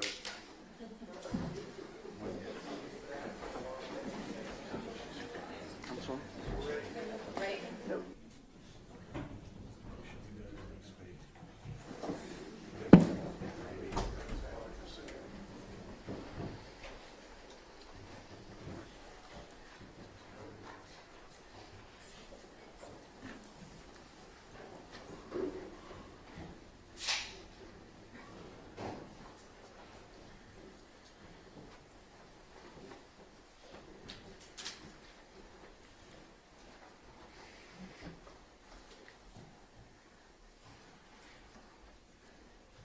Everyone may be seated.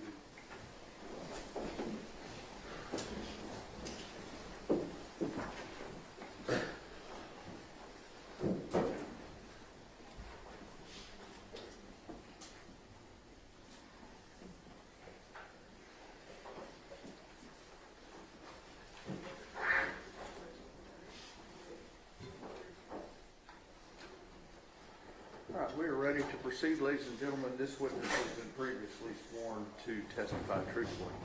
Mr. Stanton. Thank you, Judge. Ma'am, we've seen you sitting here in court since this case started. Would you introduce yourself to the jury? My name is Maitland Gandy. I'm better known as the mother of Athena Strand. And I'm going to show you something that's been admitted already in the evidence. Would you please? Yes.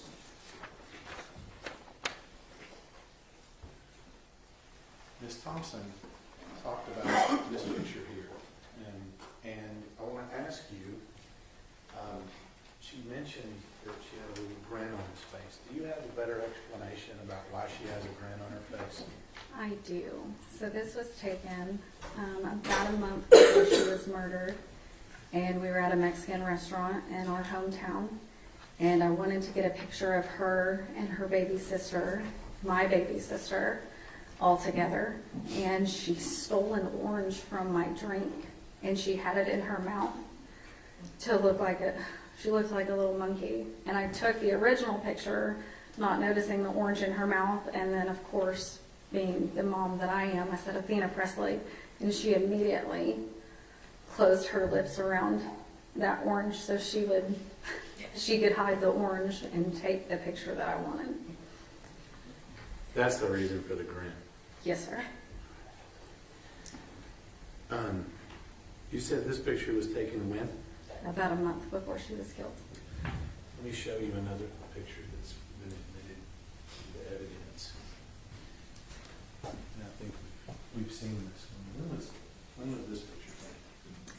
That was taken on November 26th of 2022. It was a Saturday. It was about 1:30 p.m. And that was in the front seat of my Jeep.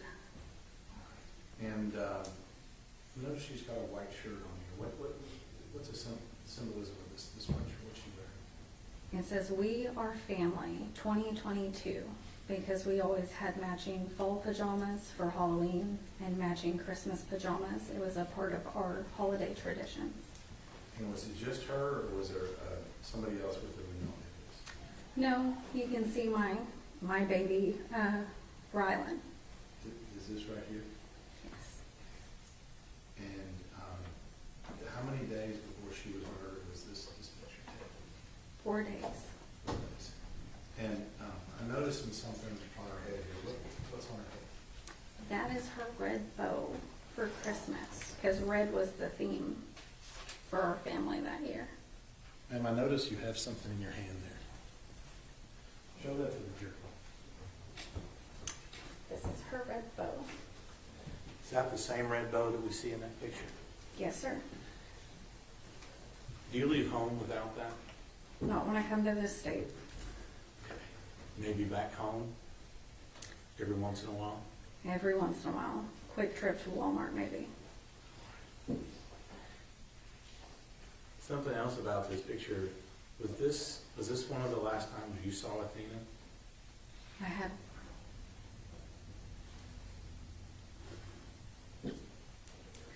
a little bit more than 24 hours left with her. I just didn't know it at the time.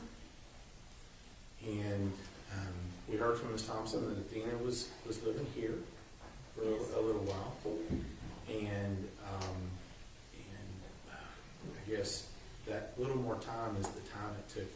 you to get from where you were in Oklahoma to the meeting spot with Jacob, is that right? Yes. Okay. And I say Jacob, who's Jacob? Jacob is Athena's daddy. Okay. And where do y'all normally meet? ASAP in Bowie, Texas. Okay. Is that a convenience store? It's a gas station of sorts. It's gotten better over the years. Okay. Stop and rob, if you will. Yes, sir. And so y'all exchange on that day, right? We exchanged Sunday, November 27th of 2022.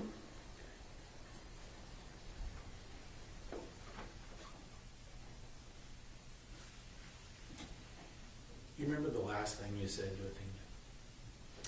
Athena? I told her that I loved her and that I would see her on Friday.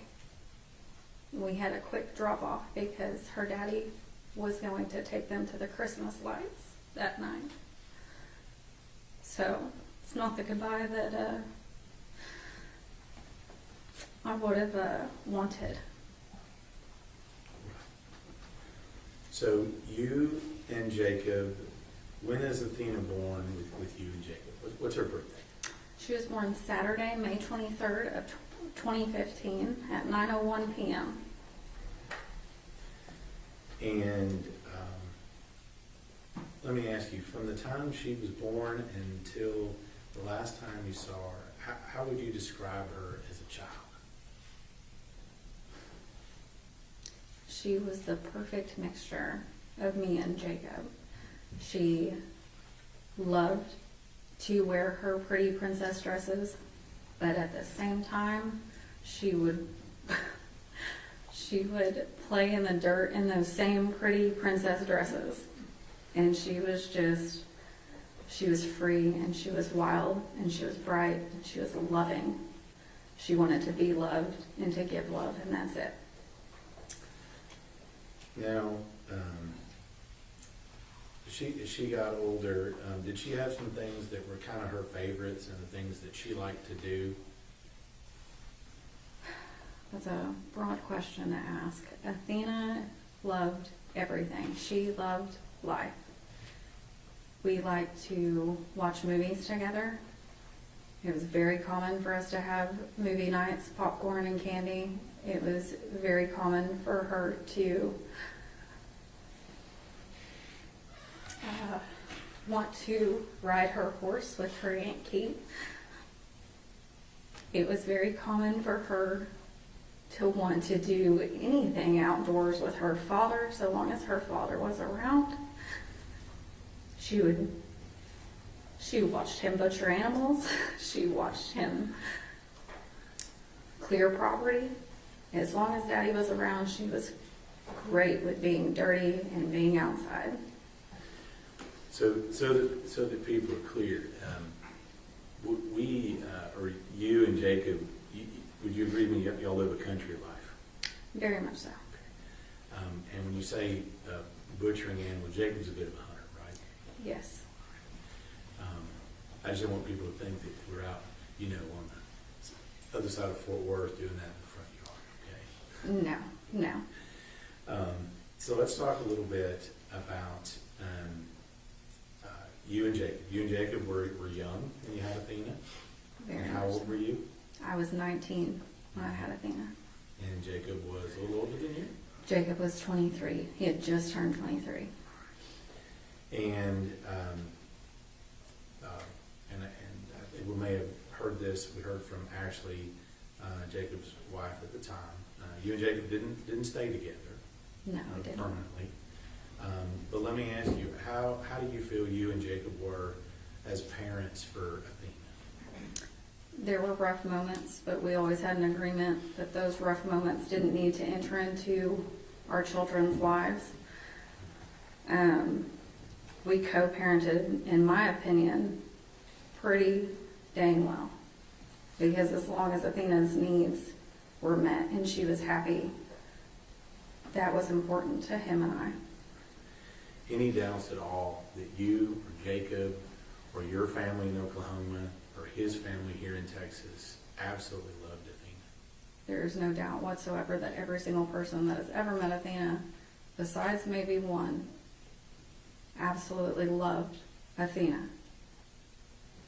Is that the kid on the bus? It's actually the defendant in this case. I would like to think that he doesn't love her. That kid on the bus may also not particularly care for her. The one she smacked in the head with a water bottle. Mommy did teach her that no means no. Right. So, independent? She gets that from me. Okay. And strong? Physically, she gets that from her father. Now, you told me about an event. It's actually a tragic event. Your mother died 4 or 5 years ago. Is that right? It's been, oh God, it's been almost 8 years. This year will make 8. 8 years ago. And tell me what happened with regard to that. And I don't want to ask about your mom's death, but I think it involves Athena, and I'd like you to tell the jury about that. Well, it was Friday, December 28th of 2018. I had went to work early that morning, as I did all the time, and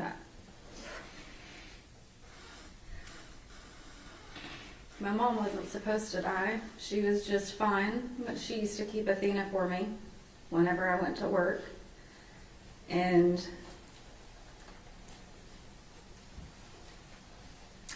she just died. But Athena, being Athena, I don't know how she knew. I didn't train her. I didn't teach her what death was. She hadn't had death in her life. But she ran out to my Nana's house, which would be her great-grandmother. And it's about an acre away. Each of these houses are on about an acre. And she went and got help. And the only reason we know that is because there's a Ring camera outside of the house. And she just kept telling my Nana, Granny's dead. My Nana, being my Nana, didn't grab her phone before she left the house and couldn't get into my mom's phone because it had a code on it. So she sent Athena another acre away in the opposite direction to get more help. She was only 3.5. So at 3.5 years old, she's toddling herself all over the place to try to help her mom. Yes. Next to me, pretty positive my mom loved her more than anyone else in this world did.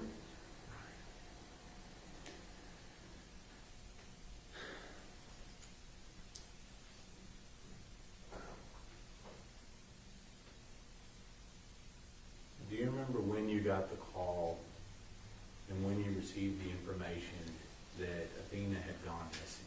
Do you remember that time? I do. And where were you at that time when you got the information that she had just been missing? I was in my house. My phone had died, and Jacob called my little sister, who was too far out from me. So she called my older sister, and my older sister came banging on the door like you would have thought the house was on fire. And I opened the door and she said, Athena's missing. And immediately I said, no, she's not. So I went and got my phone, and Jacob's name popped up on my phone. So you knew something was not right. Yes. Now, how far is it from your house in Oklahoma to County Road 3573 we've been talking about?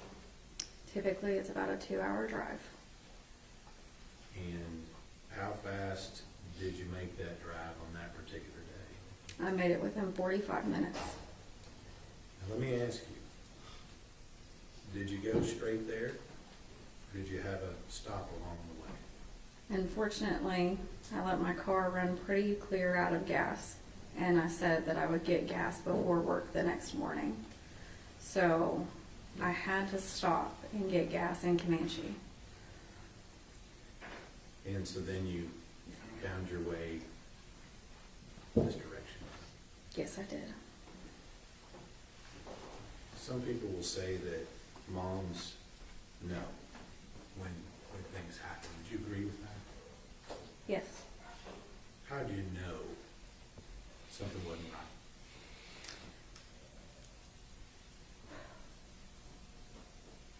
On my way down to Jacob's house, I stayed on the phone with him pretty well most of the way until I got to about Ryan, Oklahoma. And then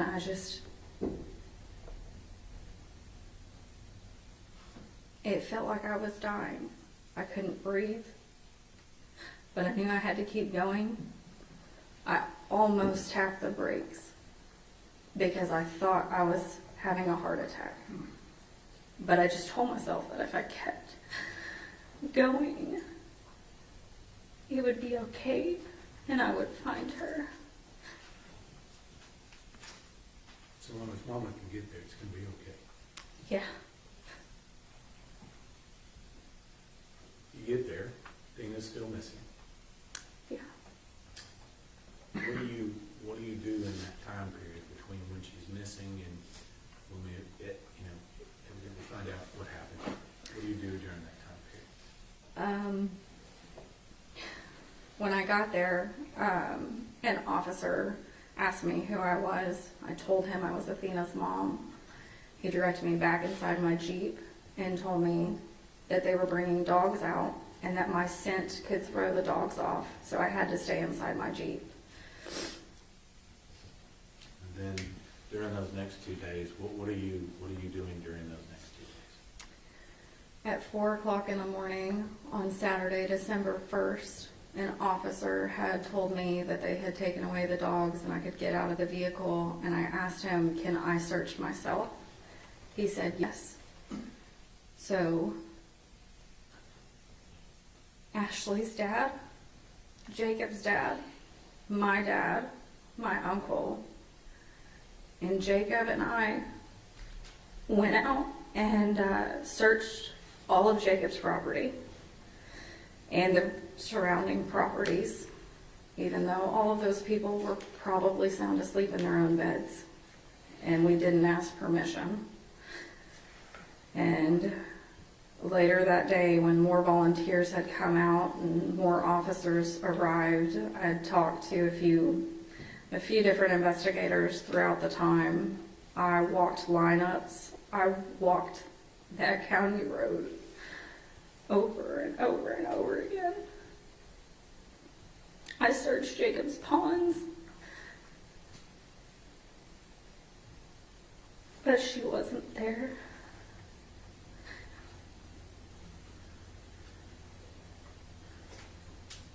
And I'm not from that county, so I didn't know where else to go. And I didn't know where else to look. I just knew she wasn't there.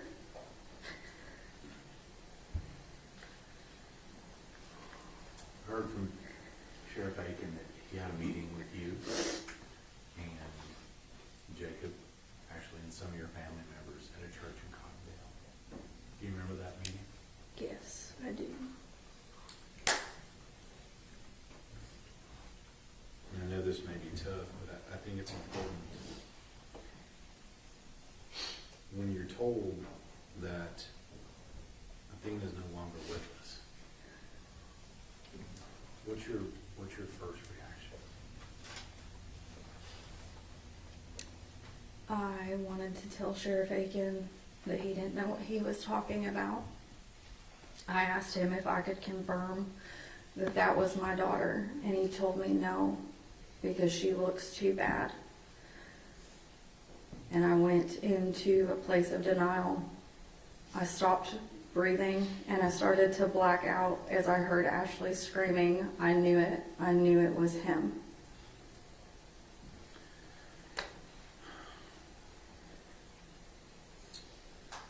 At some point, you gotta be a mom again, don't you? Yes, sir. At some point, you gotta plan a funeral, don't you? Yes, sir. At some point,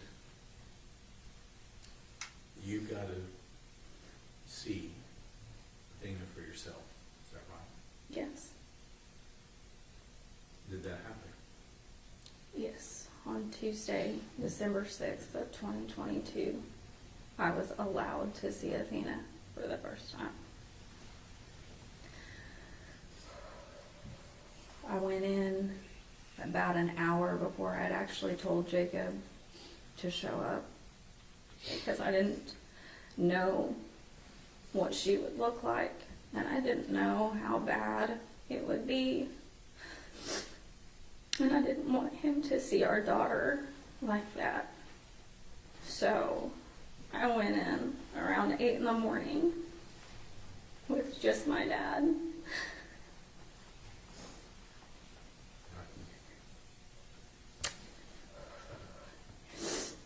And her ears were messed up. And she had incision lines. And her chin was scraped up. And so we put her in a hospital gown because I didn't have clothes for her. And she was naked. And I searched her body looking for any reason that that wasn't my baby. And then we did her makeup so Jacob wouldn't have to see the discoloration and how bad it was.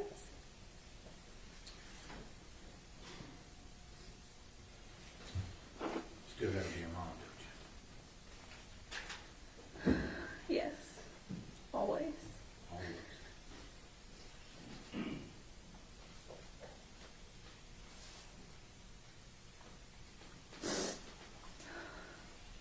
I'm gonna make a guess that Athena didn't stay in that little gown very long, did she? No, she did not. It wasn't pretty enough. Tell me what mom does to go fix that. Well, I wasn't from Wise County. I didn't know where to go or what to do, and I couldn't sleep. So I wandered around Walmart until I found a few dresses to pick from, and I wanted to make sure that she was just, when I got to her, she was so cold, and she didn't like the cold. So I wanted to make sure that she was dressed. So I picked out clothes. I picked out socks and panties and shoes and leggings and dresses. And I wanted to make sure she had one of her bows. So I got her some bows. There's a pretty consistent theme with her with the bow, wasn't it? There's actually a joke that me and my cousin do. We have a child. I did have a child around the same age. But back in 2014, 2015, it was very common to put bows on little girls that were bigger than their head. And Athena just kind of adapted that and never grew out of it. That's why we got this picture here. Yeah. Now,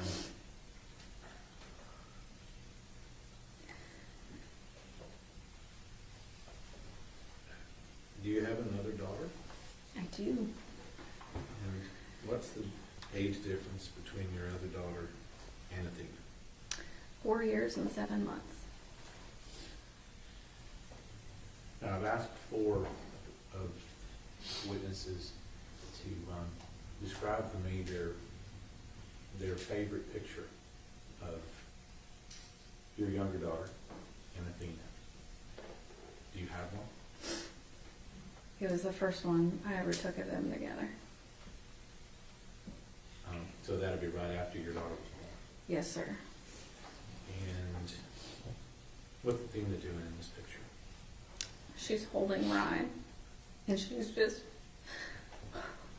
She is beaming. She'd been asking me for a sibling for a year or more. And she finally got her. I didn't want her to be alone if something ever happened to me. Because when Mom died and Athena was asking for a sibling, I looked around and I said, hey, at least I've got my sisters.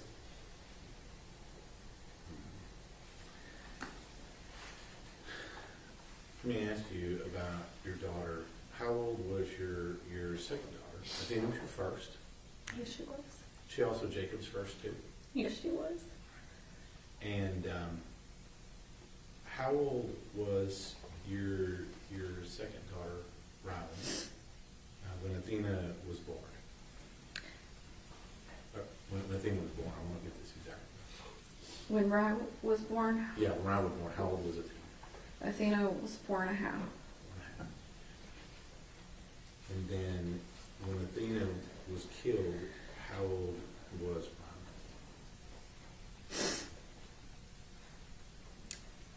Riley? We had Athena's funeral on December 9th of 2022. I got her ashes the next morning on December 10th of 2022. And that was also Ryland's 3rd birthday. And I brought her sister home. It just wasn't the way I was supposed to.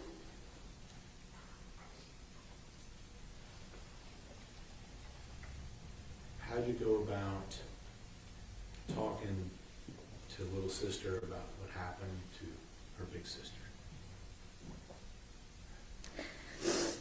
I didn't know how to tell her, and I didn't think I was strong enough to tell her. So I lied to her for a long time. I would tell her that she was just staying with her daddy for a little bit longer. And when she asked to FaceTime her or to call her, I would tell her that she was at school, or she was sleeping, or she was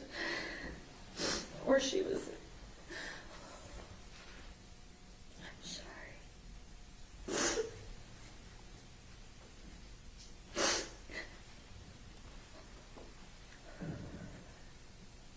I would lie to her. Until about a year ago, she didn't know the whole truth.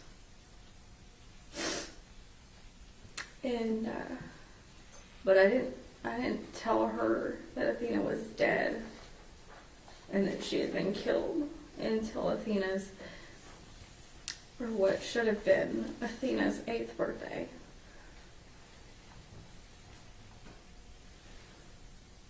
So let me ask you about that. Today, how old would Athena be today? She would be 10. And if I remember correctly, she has a birthday upcoming, isn't that right? Yes, sir. When would she turn 11? May 23rd. 2026. Yes, sir. She'd be a 4th grader. Is that right? She would be a 4th grader.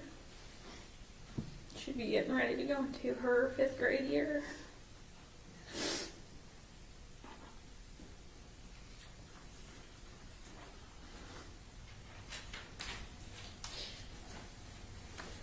During the course of this case, have you ever missed a hearing? One. And why do you make it a point to be at every hearing that we've had in this case?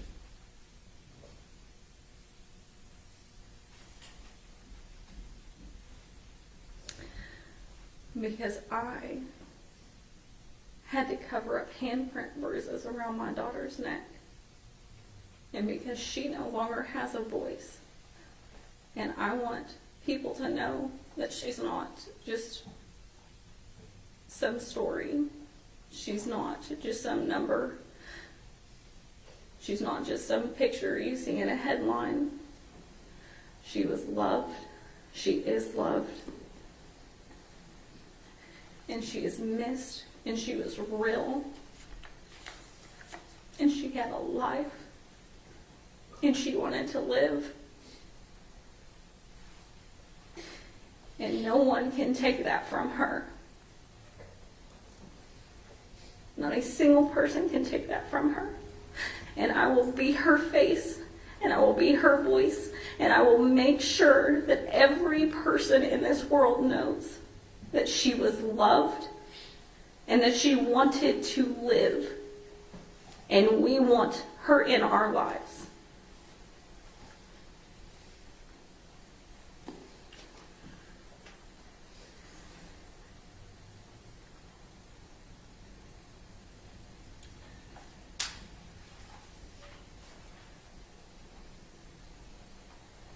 You've been getting evidence, information about this case since the beginning.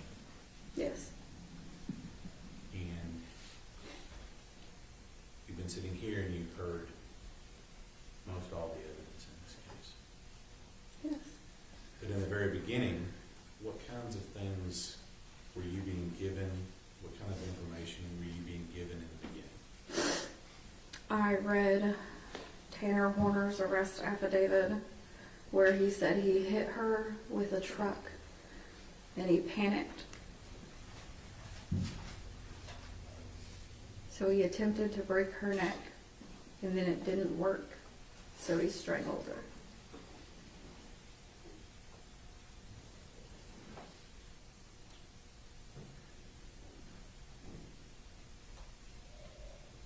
Do you have a chance to look at the autopsy or anything else in this case? When it came out, I read it. I drove down here the moment that my attorney contacted me and said it was being released. Got pulled over in Bowie for that one because I wanted to read it before the media released it to the public.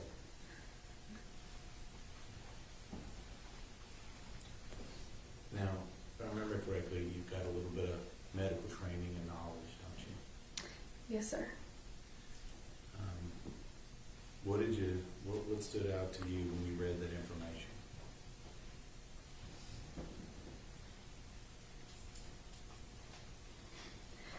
That there were no items of personal belongings listed with her, and that the only thing that was with her was the hands, or the bags around her hands. And I knew that that meant that she didn't have anything on her when she was found.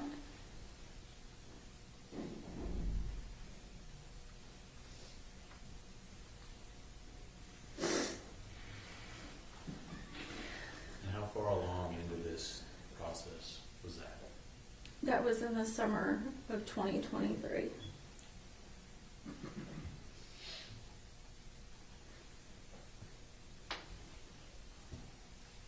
And I'm just going to ask you, how did you react to getting that information in the summer of 2023? I didn't want to believe it. I told myself that I was wrong. I told myself that y'all just do stuff different down here in Texas.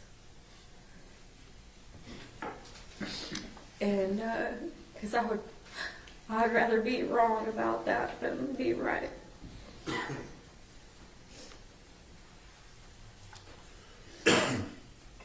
Ranger Espinoza has, we talked a little bit about some videos in this case.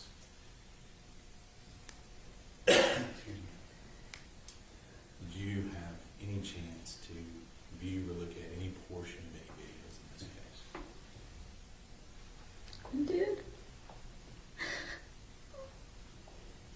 How much of it were you able to look at?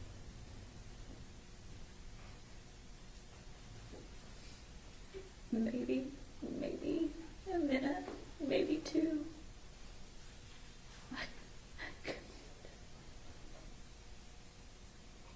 I can't. And I'm very sorry.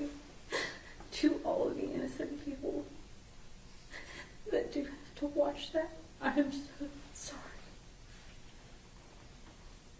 I'm sorry to you, and I'm sorry to y'all too. Because none of us, not Athena, not me, not anyone in this room, besides Tanner Horner, asked for what's on that video. And Athena definitely didn't. I really am sorry.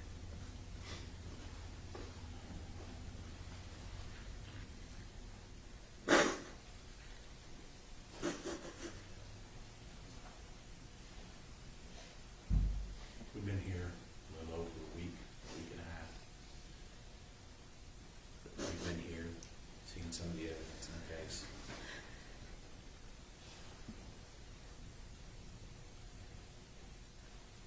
What is it that sticks out to you? What do you want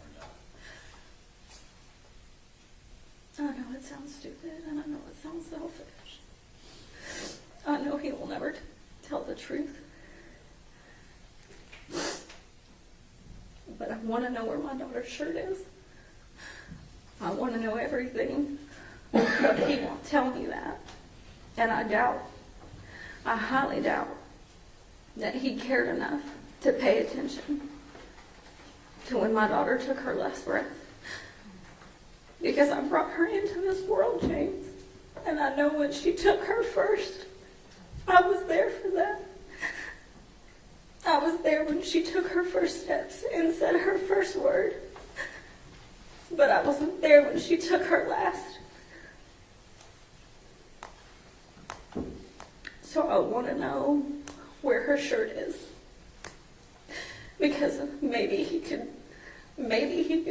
give me that much grace. I've got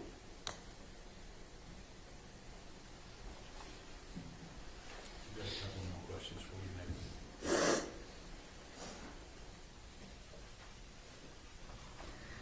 Athena stood in your life, didn't she? Athena is in my life every day. Every day. Every day. And I think I would be missing something if I didn't point out that you tend to have an affinity for a certain color. Would that be right? For her, yes, sir. And is that Athena's color too? This is her favorite color, yes. Not Mom's favorite color. No, sir.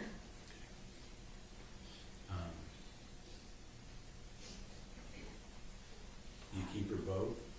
You got your pink? Yes, sir. Do you talk to Athena sometimes? I talk to her every day. What do you say to her when you talk to her? I tell her that I'm sorry. That I wasn't there to protect her and to stop him. I tell her that I love her. And I talk to her about Rye and what she's doing in life and how much she loves and misses her. And I tell her about you and about Pat and about Michelle and about my attorneys and how y'all are working really hard to make sure that she's not forgotten and that she didn't just die and that we'll get justice for her.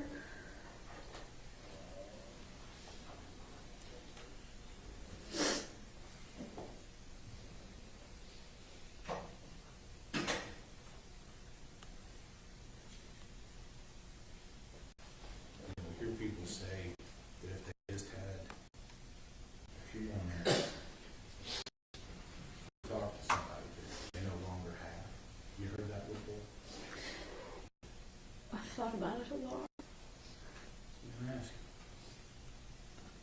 you. You had those the day sitting in this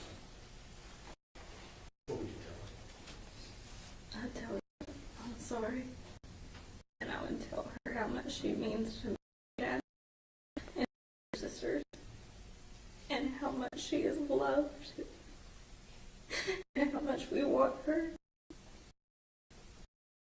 And just how sorry I am that I didn't protect her.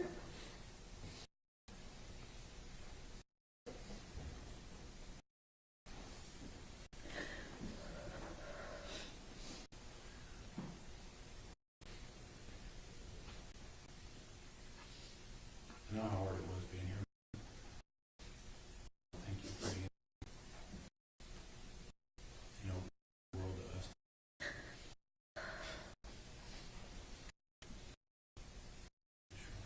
Examination. Ms. Gandy, I'm very sorry for your loss. I'm not going to ask any questions today. Thank you very much. May this witness be excused. Thank you.